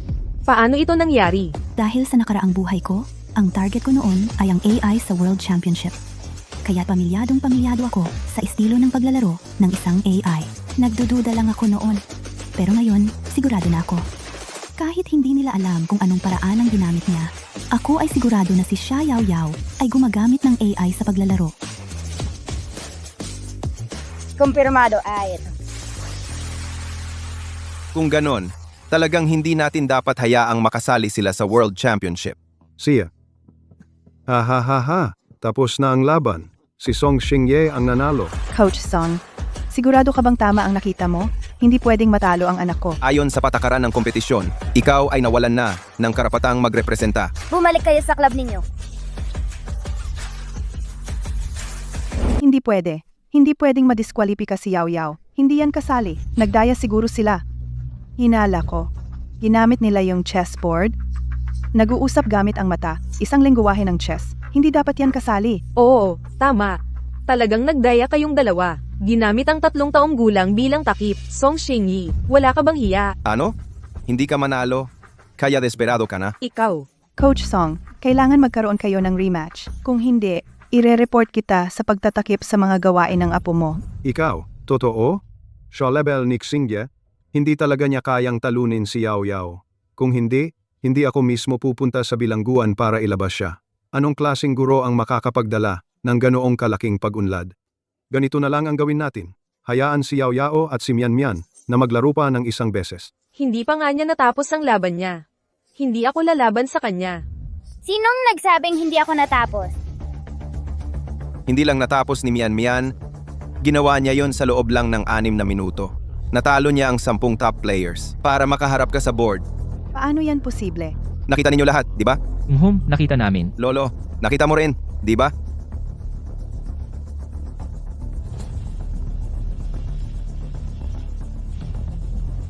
Imposible. Paano makakaya ng kahit sino, sa 6 na minuto, natalunin ang 10 top players? Lalo na ang isang maliit na batang pasaway. Sino ang maniniwala dyan? Talagang nagdaya siya. Tama na. Ang buong proseso, malinaw kong nakita. Bawat galaw na ginawa nila ay sarili nila. Saan nanggagaling ang usapang pandaraya? Hindi matanggap ang pagkatalo.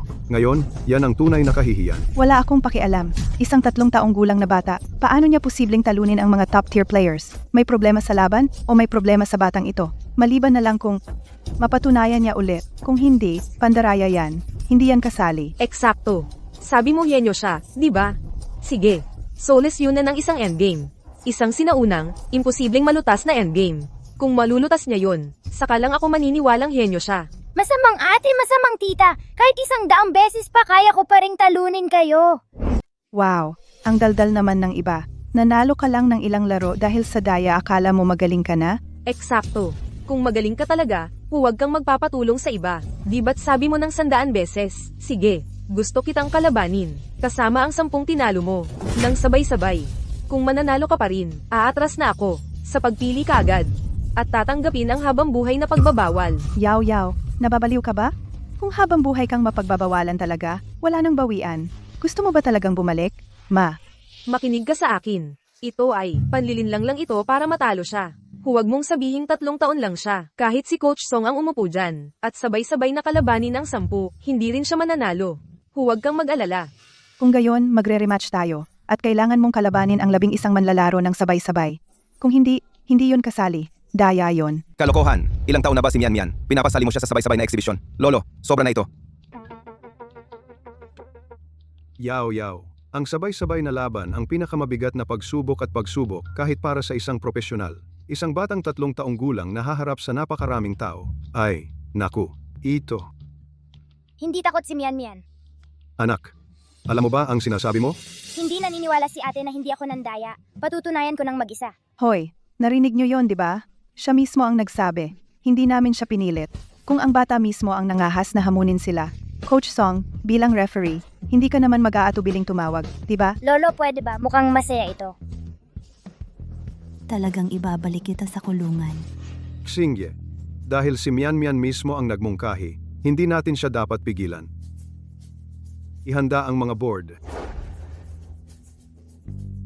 Mian Mian, alamin mo ang limitasyon mo. Pwede tayong sumuko kung masyadong mahirap.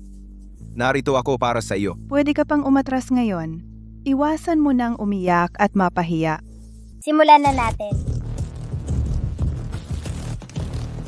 Hindi kita matatalo nang ganun kadali ngayon. Babawasan ko ang kayabangan ng batang to. Hindi talaga ako makapaniwala.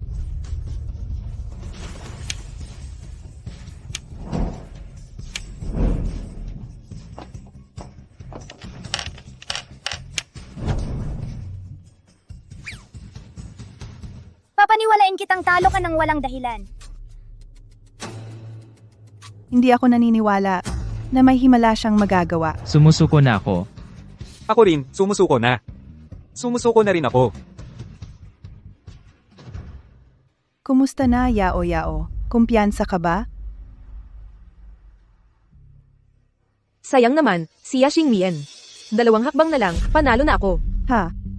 Narinig niyo ba yon? Ang anak ko ang panalo. Coach Song, sa tingin ko, hindi na kailangang ituloy pa ang laban na ito. Kahit matalo siya sa huling laro, ang batang ito ay nanalo na ng 10 beses. Dapat siya na ang ideklarang panalo. Eksakto. Huling laro na lang naman to. Natalo siya, yun lang. Ang galing talaga, tunay na henyo na ang tanda nito. Tama, tama. Ang galing niya talaga. Yan ang dapat. Ang anak ko ay kumakatawan na sa pambansang koponan. Hoy, Song Xingye, uwiin mo na tong batang to. Huwag ka nang umiyak dito, nakakahiya. Okay lang yan, Mian. Tutulungan kitang gumawa ng huling hakbang. HMPH.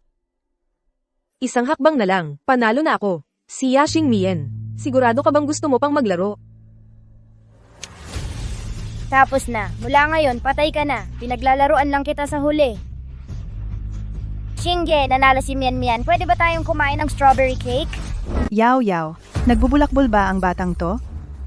Hoy, siya Xingmian, akala mo ba ang panalo ay dahil lang sa salita? Narinig ng lahat, malinaw na ang anak ko ang nanalo. Yao Yao, gawin mo ulit, para talagang mapatalo kita.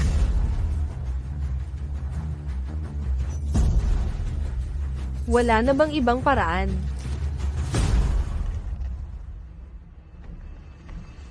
Natalo ako. Siya, Yao Yao, nababaliw ka ba? Ah!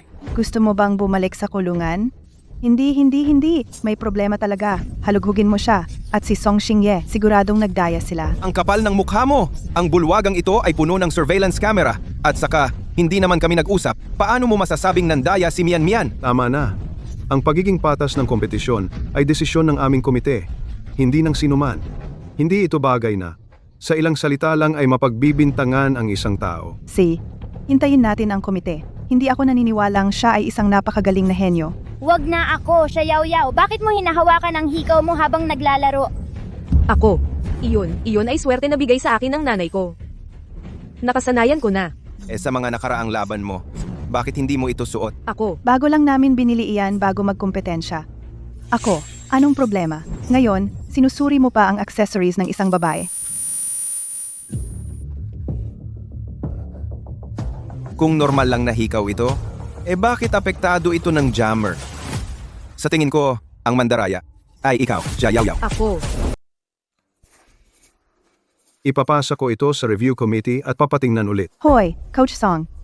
Ito ay hearing aid. Kung hearing aid lang naman, patingnan mo, hindi ba malilinis ang pangalan ninyo? Ako, kung magsi-check, lahat dapat. Hindi ako naniniwala na wala kayong pamamaraang pandaya. Narito na ang resulta ng pagsusuri. Pandaya na earpiece. Diyos ko, pandaya talaga. Napakababa naman. Kaya pala kakaiba ang ekspresyon niya kanina sa Kakaiba. laro. Jia Yao Yao. Ito ba ang tunay mong kakayahan? Pandaraya. Ayaw matanggap ang pagkatalo. Manloloko. At ikaw pa ang dapat na kumakatawan sa national team? Yao Yao. Oh Yao Yao. Talagang binigo mo ako. Kahit walang pandaraya, ikaw ay isang napakatalino na manlalaro. Sa ngalan ng tournament committee, ipinahahayag ko na ang mga resulta ni Xia Yao Yao. Sa kompetisyong ito ay hindi mabibilang. My Borrelea. Hindi! Ang anak ko ay kumakatawan sa national team. Hindi siya nandaya. Kung may nandaya man, sila. Halughugin sila. Halughugin si Song Xingye. Halughugin si Xia Xingmian. Talagang nandaya sila. Ma, tama na. Ang galing talaga ni Xia Xingmian kaysa sa akin. Talagang mas magaling siya. Xia Yao Yao, nakatanggap kami ng abiso na hindi mo nakuha ang kwalifikasyon para sa national team. Kaya, binawi ang iyong espesyal na pardon. Sumama ka sa amin para harapin ang paglilitis. Anong ginagawa ninyo? Ma, Huwag kang gagalaw. tulungan ninyo ako.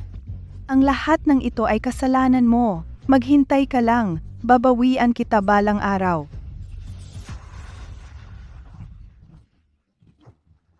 Sige, tumahimik kayong lahat. Ngayon, sama-sama nating batiin ang bagong kinatawan ng ating national team. Xia Xingmian.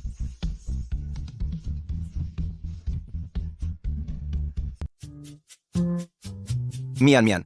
Ang dami mong kinakain na candy nitong huli. Kaya nga ang dami mong sirangipin. Pag uwi natin, isusuko mo sa akin ang garapon mo ng candy. Nasusunog na talaga ang utak ko sa kakaisip ng chess. Sobrang naghahanap ako ng matatamis. Kaya medyo napasobra lang ako. Ganun lang. Sino ba ang mag-aakalang ang ngipin ng bata ay ganun pala kamarupok? Hindi kita nanay. E di kay Tita Shaco na lang ipapaingat. Kung mapupunta yan kay mama, edi sa'yo na rana sa mga susunod pang candy. Sige na, kunin mo na. Na-distract ko na ang mga guwardiya. Maya-maya, kapag umalis na kayo ni Yao Yao. Ang mga to nakalabas nga talaga?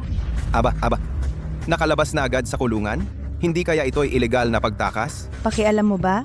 Basta't wala kayong kinalaman kay Mian, hindi ako makikialam. Sige nga, kung sa ibang ospital ka, baka pwede pang makaalis. Pero sa ospital ng pamilya Song, imposible. Para lang makalabas, pinutol mo pa ang binti ng sarili mong kapatid. Talagang humanga ako sa'yo. Ano bang pinagsasasabi mo? Ano ang pinutol? Kailangan mo ng ebidensya para magparatang. Sila ay nahulog sa kama at nasaktan. Ang pagkahulog nila ay may kinalaman sa'yo, di ba? Mga guwardiya. Guwardiya ng bilangguan. May nangyayari doon. Tingnan mo. Aray, Ay, nanay. okay ka lang? Aray. Nakita mo? Kayong mga gamit lang kayo para makatakas. Iniwan lang kayo at umalis. Hindi natin pwedeng hayaan na makatakas sila. Sa tingin ko, hindi kaya ng mga gwardya. Huwag kang mag-alala. Sa ospital ng pamilya Song, hindi sila makakatakas.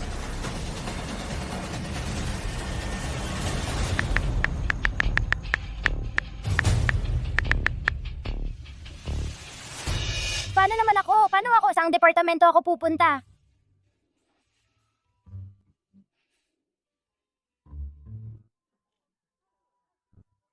Espesyal na proteksyon na departamento. Huwag kang magpalipat-lipat ng lugar. Narinig mo ba ako? Ikaw na ang bahala sa kanya ngayon. Sige.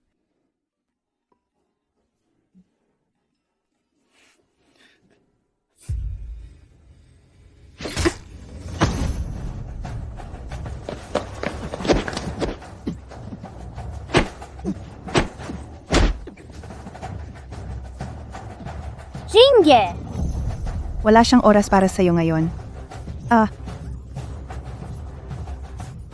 Wala na tayong oras. Bigyan mo siya ng ineksyon.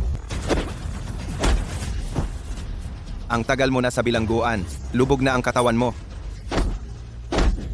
Huli na ang lahat. Saksakin mo siya. Hoy, ingat. Aray. Kuya Shinge, bilis! Parating na. Huwag kang mag-alaala.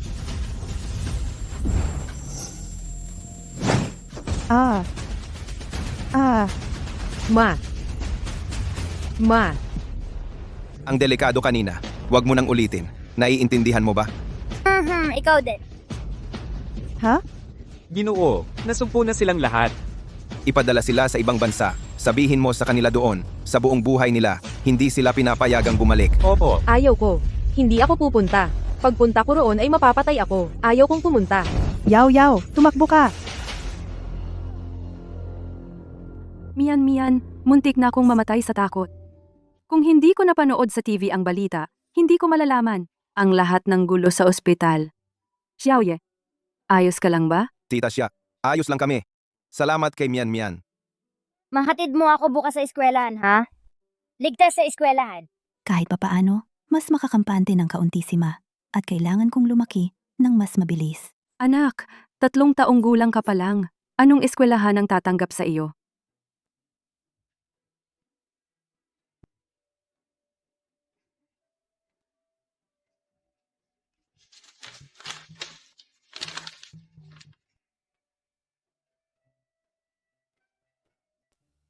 Bagamat ang aming paaralan ay tumatanggap ng mga batang 3 taong gulang pa lamang. Sa ngayon, wala pang bata ang nakapasa sa aming entrance test. Pagkatapos ng lahat, ako ay may katalinuhan ng 18 taong gulang. Ang entrance test na ito para sa mga 3 taong gulang ay hindi dapat masyadong mahirap para sa akin. Ito ang unang pagkakataon na nagpakita ng interes sa paaralan ng aming Mian. Hindi mahalaga ang resulta ng pagsusulit. Dinala lang namin siya rito para maranasan ito. Kailangang isa-isa ang pagsusulit. Pwede pong sumama sa akin ang nanay.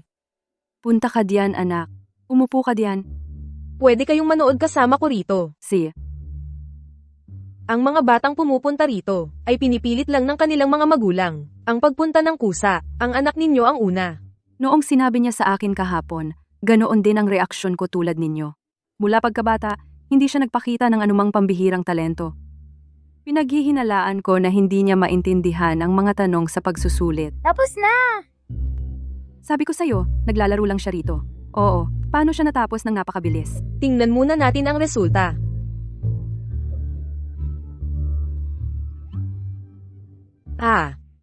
Nagkamali kaya ng pinindot si Mian Mian? Nandito lahat ng record ng mga sagot. Tama lahat ng sinagot niya. Ikaw, ang mismong batang henyo na hinahanap namin. Kung pwede po, MS, Sia. Gusto ko sanang personal na akong mag-alaga sa batang ito. Maliit lang ang mga klase sa school namin. Hindi hihigit sa 5 bata bawat klase. Sa klase ko, sakto, kulang ng isang estudyante para maging kumpleto. Ganito katalino pala ang Mian Mian natin. Maliit na henyo pala siya. Kaya, Mian Mian, gusto mo bang mag-aral sa principal? Gusto ko po. May estudyante akong babalik para makipagkita sa akin. Kailangan ko munang umalis saglit. Pwedeng-pwede kayong maglibot sa campus. Pwede naman nating asikasuhin ang papeles para sa pag-enroll mamaya. Kumusta po, guro? Hindi ko inakala na magkapareho kami ng taste sa guro ni Song Xingye. Ang bata-bata mo pa. Pinapadala ka na rito para magdusa. Hindi po, ako mismo ang gusto pumunta rito. Tinawag kitang tanga at totoo namang medyo tanga ka. Noong bata ako, ayaw na ayaw kong pumasok sa school. Pero ikaw, nagmamadali ka pang pumasok sa school? Xiaoyi, Mian, magkakilala ba kayong dalawa? Anak siya ng matalik kong kaibigan. Siya. Hindi ako pumasok dito hanggang 5 anyos ako. At middle school level agad ang pinasimulan sa akin. 3 taon pa lang si Mian. At dito mo siya papasukan? Hindi ba masyadong mahigpit yon? Hindi ka pwedeng magsalita tungkol kay mama. Ang aga-aga mo nang ipinagtatanggol ang asawa mo? Mama, ako lang ang pumunta rito. Kasi lang, maraming nangyari sa bahay nitong mga nakaraang araw. Abala ako sa trabaho. Naiwan si Mian Mian sa mga hindi kakilala, kaya nga siya naghirap ng ganoon. Dahil napakatalino ni Mian Mian, kaya iniisip niya ako.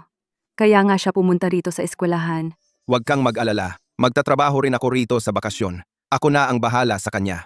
Dahil magkakakilala naman tayo, kaya kampante na akong ipagkatiwala sa iyo si Mian Mian. Kaya rin ni Mian ang mag-alaga sa sarili niya.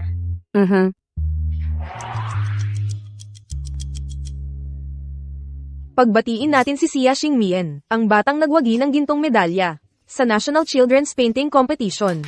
Magaling. Ang galing. Little cutie. Ginawa mong gulay ang nanay ko. Para akong daga na tumatakbo sa kalsada. Nagtatago't nag-iwas sa lahat ng dako. At kailangan kong magtrabaho para sa mga bayarin sa ospital. Xia Xingmian, paano ka nakatira ng ganyan karangya? Hindi ko matanggap ito. Hindi ako si Suko. Para ipagdiwang ng sama-sama, ang award ni Mian, si MS, Sia, ay espesyal na nag-imbita sa lahat na kumain ng cake.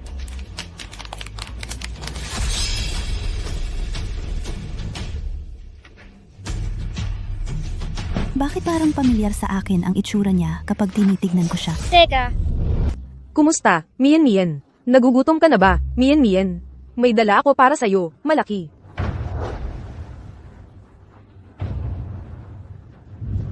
Kapag mas malaki ang cake, mas maraming lason. Mian.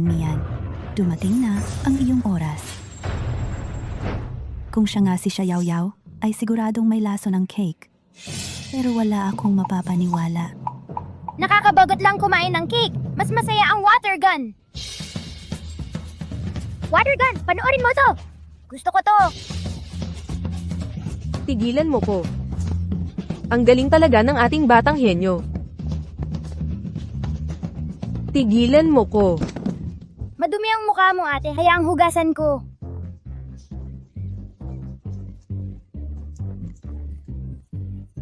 Tigilan mo ko.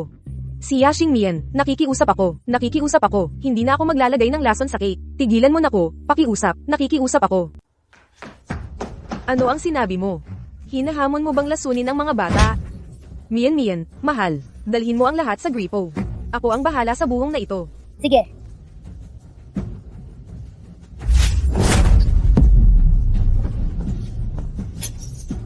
Hindi mo ako mahuhuli. Song Xingyi. Ako, maaari pa akong mailigtas. Salamat sa iyo.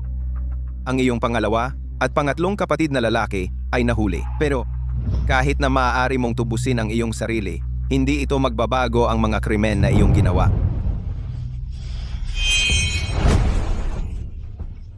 Bitawan mo. Bitawan mo ako.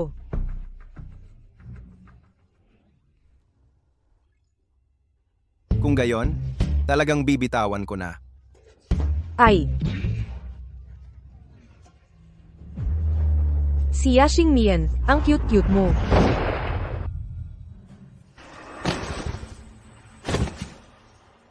Ang takas na si Xia Yaoyao ay tumakas upang takasan ang hustisya, pagsalakay na may layunin. Tinapos sa lugar.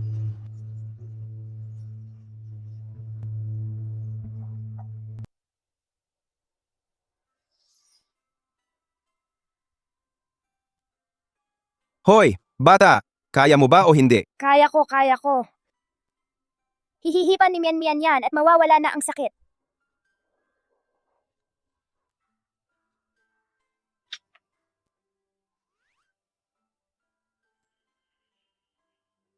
Huwag kang gagalaw ng gagalaw. Baka lalong sumakit ang sugat mo.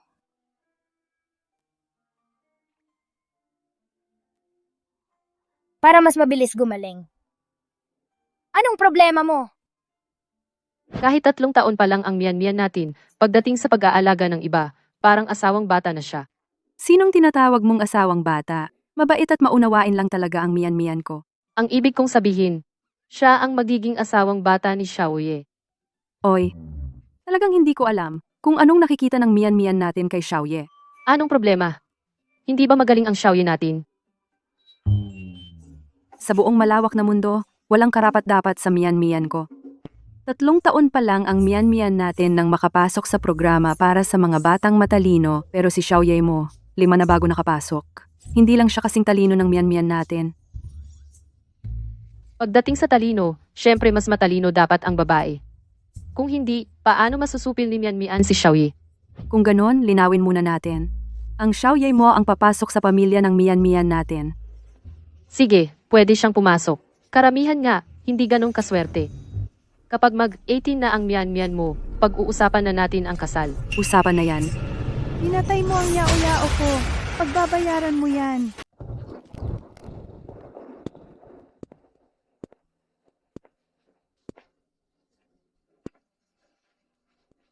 Labinlimang taon. Wala nang naghihintay sa atin. Kuya, hindi ba ganoon ang tingin mo?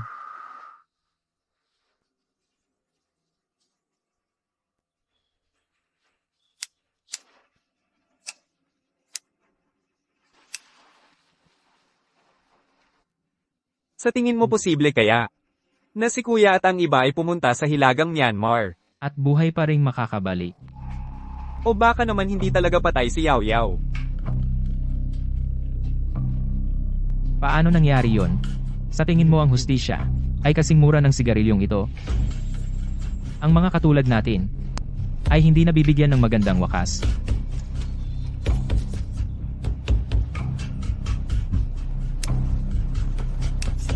Kahit papaano, mayroon tayong masisigarilyo.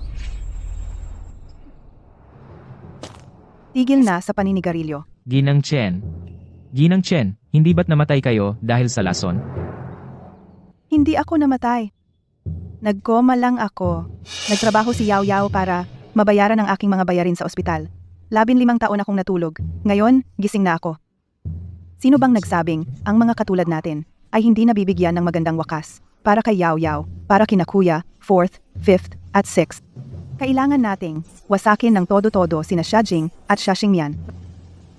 At bawiin ang lahat ng pag-aari ng pamilya Xia. So ibig mong sabihin, nakahanap ka ng paraan para harapin sila. Ngayong araw, bibigyan ko ang pamilya Xia ng isang malaking regalo.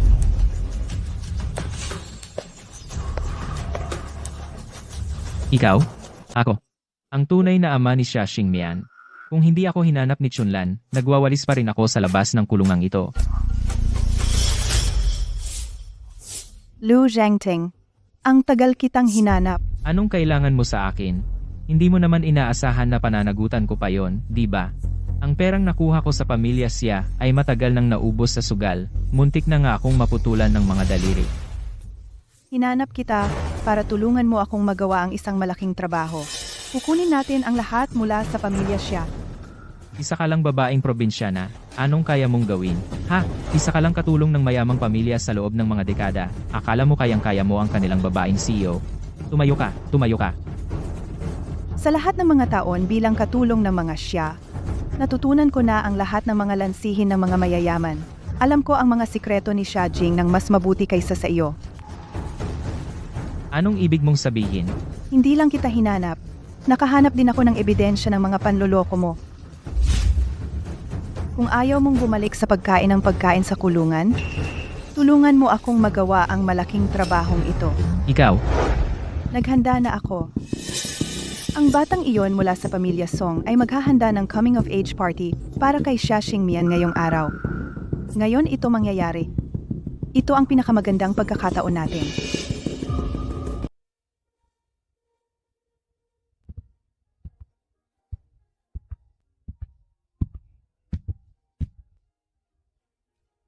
Ano ba talaga ang regalong ito, Kuya Xingye? Bakit ka ganyan ka misteryoso?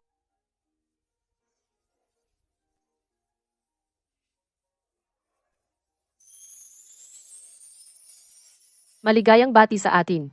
70 taon na ang aming munting prinsesa na si Mian Mian. Maligayang kaarawan, Irog. Maligayang kaarawan. Ganda.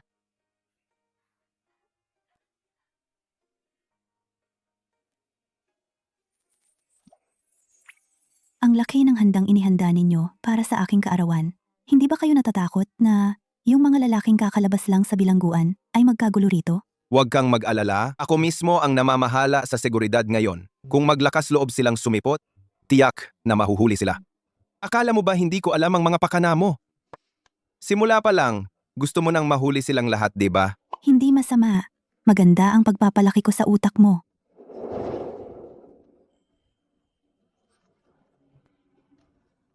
Ayan.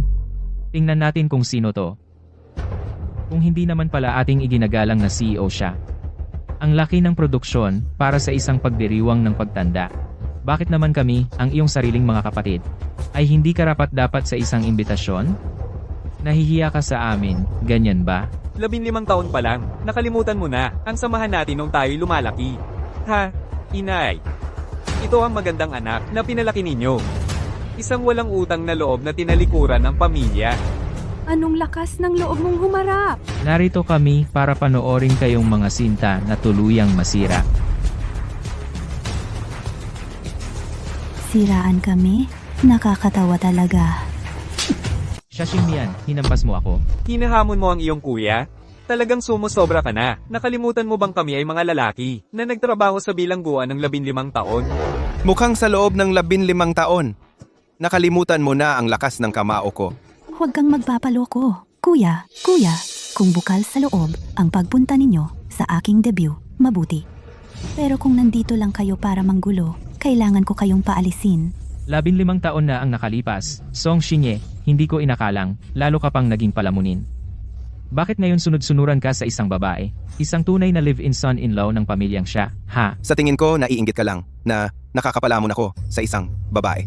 Pagkatapos ng lahat, kung sobra kang kumain ng pagkain sa bilangguan, malalagas ang ngipin mo. Siya alam kong kayong dalawa ay parang mga asong tahol ng tahol. Kunin ninyo ang amo ninyo dito. Ikaw, ayaw lumabas ha? Sige. Guardia. Dalhin ninyo sila, bugbugin ninyo hanggang sa maging latay, hanggang lumabas ang amo nila. Song Xingye, duwag ka, mahina ka, magbabayad ka rin. Pinatay ni Xia Jing ang sarili niyang asawa. Inabuso ni Xia Xingmian ang sarili niyang ama. Hindi ito matitiis ng langit. Sino ang mag-aakala na ganoon pala ang mag-inang siya? Napakalupit ng mag-inang siya. Talagang masasamang babae. Lu Zhengting, ikaw, maliit na buhong. Ninakaw mo lahat ng pinaghirapan kong pera noon. At nakipagkalantari ka pa sa katulong. At ngayon, may mukha ka pang pumunta rito para pagbintangan kami. Umalis ka. Noon, hindi mo nga ako pinapakain. Araw-araw mo akong binubugbog. Hinigit mo pa ako at binugbog. At pinilit mo akong pirmahan ang kasunduang aalis ng walang dala. Tumakas lang ako dahil hindi na ako mabubuhay. Kahit galit ka sa akin, hindi mo dapat ikalat ang chismis tungkol sa akin at sa katulong at sirain ang aking pangalan. Sinasabi mo na nagsisinungaling ang nanay ko? Nasaan ang ebidensya mo na inapi at inabuso ka namin? Siya Xingmian. Ikaw, walang utang na loob na anak. Nakikiusap ako sa inyong lahat. Pakiusap, mga kasama. Talagang masasamang babae. Matapos ang lahat ng sinabi mo, wala ka lang talagang ebidensya, di ba? At Ako ang ebidensya. Ako ang katulong ng pamilya siya noon. Chen Chunlan. Ito ang kontratang ginamit ni Xia Jing para kunin ako noon. Ang mga dekadang ito na ginugol ko sa pamilya siya ang pinakamadilim na mga dekada ng aking buhay. Nakita ko ng sarili kong mata kung paano inabuso ng mag-ina, si Lu Zhengting. Gusto ko siyang ipagtanggol, pero inapirin nila ako. Kahit nabantaan ako ni Xia Jing, lihim ko pa ring na video ang pagmamalupit nila ni anak niya kay Lu Zhengting. Tingnan mo.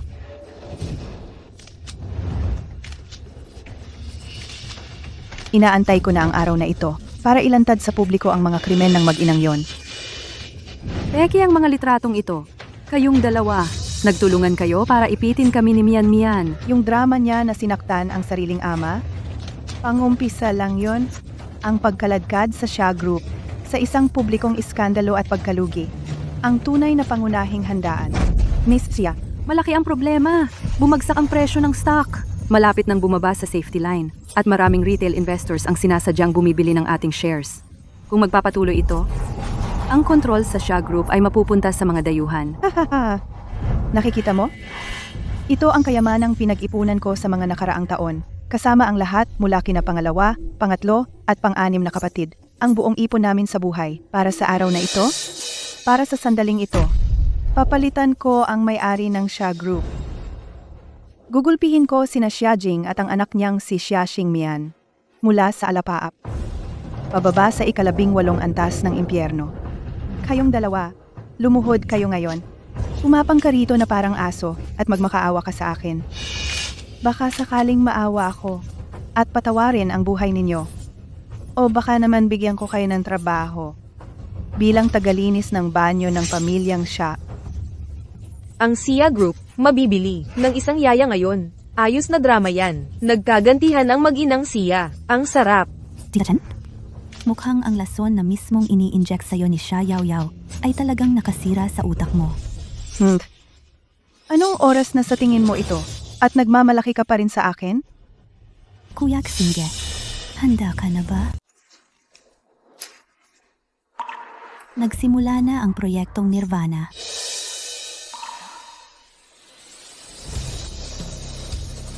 Ay, Sir Xia, hindi ka pa nipaniwala. Ang presyo ng stock, tumataas ng napakabilis. Nalugi ng malaki ang mga short seller. Nanalo tayo. Matatag na ang grupo Xia. Paano ito nangyari? Paano kaya nila sa ganitong maikling panahon nakapag-ipon ng ganito kalaking pondo? Chen Chunlang. Hindi ba't ginagarantiya mong sigurado ito? Kailangan kong mabawi ang pera ko. Hoy, huwag kayong maniwala sa kanila. Peke dapat yung stock chart na yan kung kukunin ninyo ang pera ninyo ngayon. Wala na tayo. Chen Chunlan, Lu Zhengting, akala ninyo ba lahat ay katulad ninyong dalawa na mahilig magpalsipika at manira ng puri? Ang aming grupo Xia ay laging matapat. Hindi kami gumagawa ng immoral na bagay.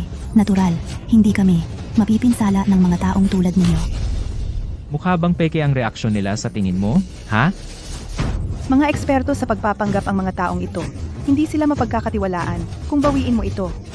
Sayang lang ang lahat ng pagsisikap natin. Tawagan ang pangalawa at pangatlong kapatid. Kumusta? Lu Zhengting. Nagbabago ka na ng panig? Huwag mong sisihin ako kung ako'y magpakamalupit. Nakuha ni Lu Zhengting ang nararapat sa kanya. Inaasahan ko na yan. Buti na lang, may ebidensya ako laban sa kanya. Kaya kong patunayan yan. Ipinasa niya ng ilegal ang mga pondo ng Xia Group. Nakikita mo? Mukhang hindi rin mabuting tao si Lu Zhengting. Ayon sa mga prinsipyo ng pagkamakatarungan, katapatan, at mabuting pananampalataya, ang Party A at Party B ay nakapagkasundo tungkol sa paglilipat ng ilang ari-arian. Ang ina at anak na siya ay maaaring kumilos lamang sa labis na pagtatanggol sa sarili. Ang laking pagbabago. Baka peke rin ang ebidensya ng pang-aabuso kay Lu Zhengting. Alam ko na. Chen Chunlan. Masama ang babae na yan. Hindi ko inasahang magtuturuan sila ng ganito kabilis. Akala ko pa naman ang gagaling nila. Wala naman silang kakaiba. Mukhang walang kwenta na ang lahat ng paghahanda ko. Hindi lang peke, planado lahat ni Chen Chunlan. Tigilan mo ang paninigarilyo. Tia Chen, hindi ka ba namatay sa pagkalason? Hindi ako namatay. Naging gulay lang ako. Umaasa ako sa pagtatrabaho ni Yao Yao para sa gastos sa pagpapagamot ko. Tulog ako ng 15 taon. Ngayon, gising na ako. Sinong nagsabing hindi magkakaroon ng masayang wakas ang mga tulad namin? Para kay Yao Yao, para sa panganay, pang-4, pang-5, at pang-6. Dapat nating gibain sina Xia Jing at Xia Xingmian. At bawiin ang lahat ng pag-aari ng pamilyang siya. Chen Chunlan, ahas ka. Pumasok ka sa pamilyang siya bilang yaya ng mahigit 20 taon. Pagkatapos, sinamantala mo ang tiwala ni Xia Jing para palihim na ipasok ang sarili mong anak na si Xia Yao Yao bilang ampon sa pamilyang siya. Hindi lang yon. Nag-udyok pa siya sa 7 ampon ng pamilyang siya na labanan ang mga kamag-anak ni Xia Xingmian para lubusang kamkamin ang kanilang mga ari-arian. Chen Chunlam, sabi mo sigurado to? Nawala ang lahat ng ipon ko. Wala na ang lahat. Ibalik mo. Ibigay mo sa akin. Chen Chunlan. Hindi mo ibabalik ang pera ko? Ngayon, isa sa atin ang mamamatay. Lalaban ako hanggang kamatayan. Narito ako ngayon para maghiganti. Hindi ko balak na umalis ng buhay. Sa lahat ng mga taon na nasa pamilya siya ako, nagpaplano ng lahat ng ito. Lahat ay para sa aking anak na babae, si Yao Yao. Ngunit ang aking anak na si Yao Yao ay patay na sa loob ng 15 taon. Sa lahat ng mga taon na wala siya, samantalang ang mga taong sanhi ng kanyang kamatayan ay namumuhay pa rin ng maayos. Paano ko ito matitiis? Paano mo aasahang matitiis ko ito? Kahit mamatay ako ngayon, isasama ko kayong lahat sa akin.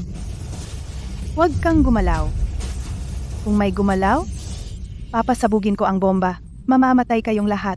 Chen Yi, kalmahan lang natin. Magkano ang gusto mo? Pag-usapan natin ito. Hahaha. Magkano? Ang buhay ng anak ko ang gusto ko. Mababayaran mo ba yon? Si, Buhay mo sa buhay niya. paunahin mo silang umalis. Mian. Tumawag ng pulis. Walang gagalaw. Yasing yan, magkano ang halaga ng buhay mo?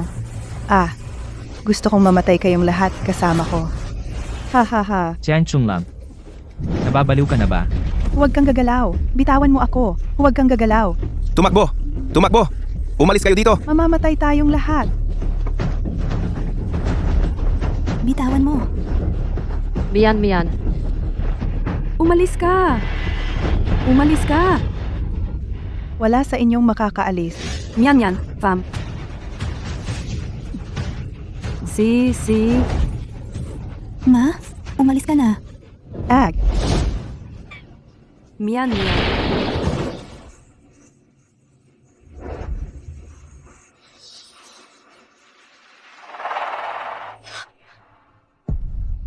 Xingye, gising ka. Xingye, hindi ka pwedeng mamatay. Xingye, hindi ka dapat mamatay. Hindi kita pababayaang mamatay.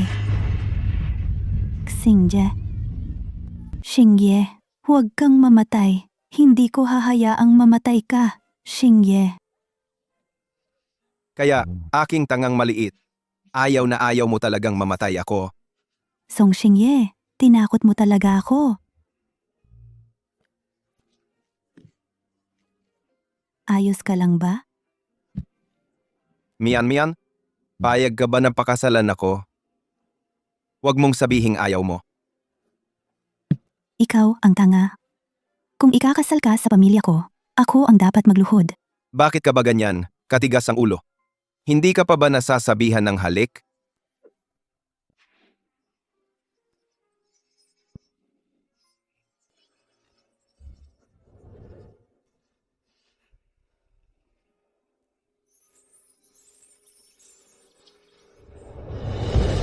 Saluhin natin ang ating ginintuang magkasintahan. Magpasikat kayo.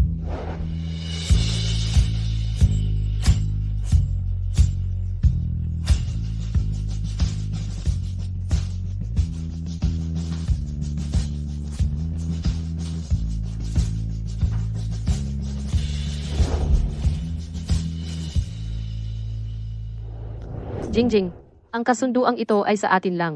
Wala man lang isang bisita. Hindi ba masyadong tahimik? Hi. Tahimik, malinis. Yung mga dati, mga bisitang gustong makita ang pamilya siya na mapahiya. Wala sa kanila ang karapat-dapat na pumunta. Ang kaligayahan ni Mian Mian at Xingye ay sapat na para sa atin na masaksihan. Nanay, Tita Song, bilisan niyo na ang susunod na parte. Bakit ka ba ganyan kabagot, anak? Hayaan mo munang magsalita ang tita Song mo. Mian Mian. Ito ang mana ng aming pamilya Song. Bagamat dapat ay ibibigay sa kasal. Pero ngayon, para sa kasunduan, ibibigay ko muna ito sa'yo. Ituring mo ito bilang pagkilala ng aming pamilya Song sa iyong katapatan. Tita, napakamahalaga nito. Ako, Makinig ka kay nanay. Ito ay tanda ng katapatan. Hindi lang formalidad. Tama, eksakto. Ito ay katapatan. Ituring mo ito bilang pagkilala ng pamilya sa'yo.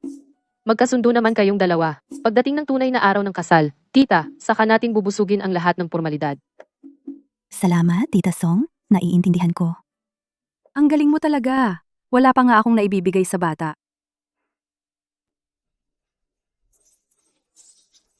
Anong problema?